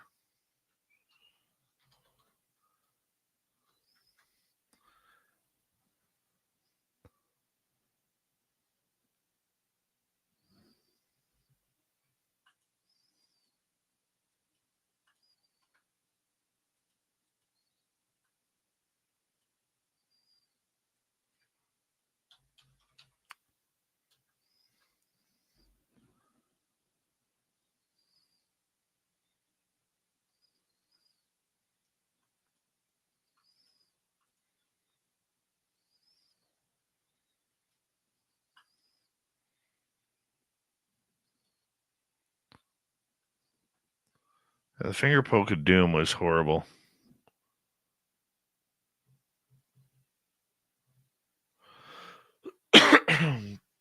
No. And go to Jules' channel. No offense, Jules. Go to her channel and let her sing. I'm sure she has a lovely voice. Jules looks like somebody who would have a lovely voice. Jules, do you have a lovely voice?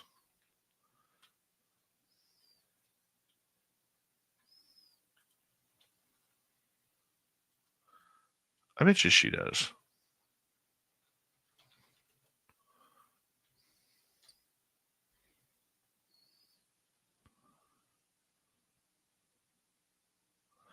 The Iron Sheik was the original Hawk Tua. It's a true story. When he was tagged up with Nikolai Volkov, he'd stand in the ring. He'd be like, Russia, number one. Iran, number one. USA, Hawk Tua.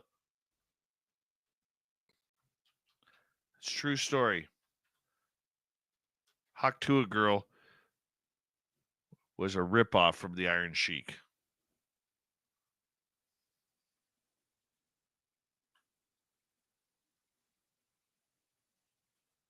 You know what I'm talking about, Woody Mongol.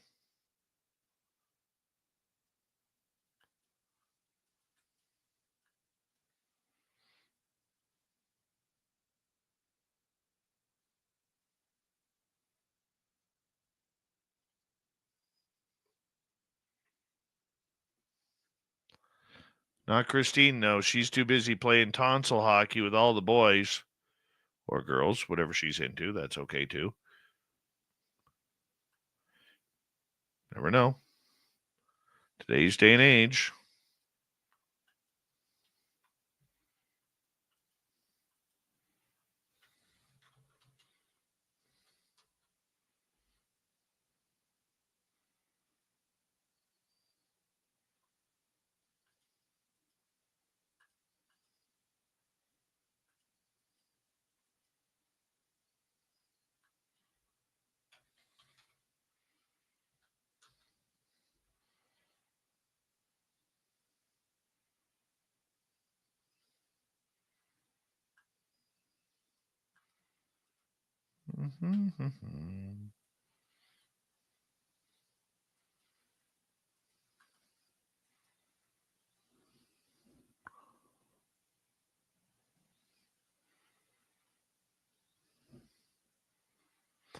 All right, guys, I am signing off for the night because I am like really tired. I'm going to be at work in the morning. But tomorrow night I'll stay a little and hang out with you a little bit. Because I can do that now. I'm good at that. I'm just losing my my steam here. I apologize. Big thank you tonight to Pam Harris, Mel WD40, J times 2, Major Lee with a hat trick, Jorgen, Ozzy, Ange, and Joe. Thanks, everybody, for a great show. Hope you like my hair. Good night.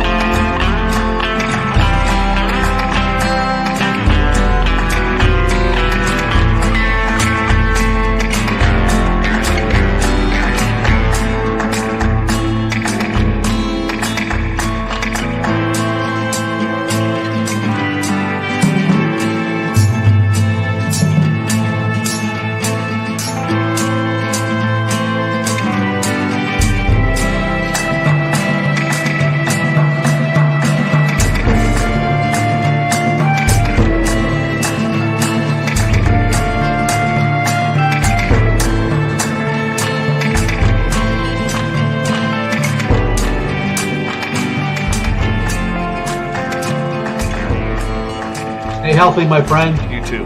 You need bail money, give me a call. Always, Dad. Take care. You too.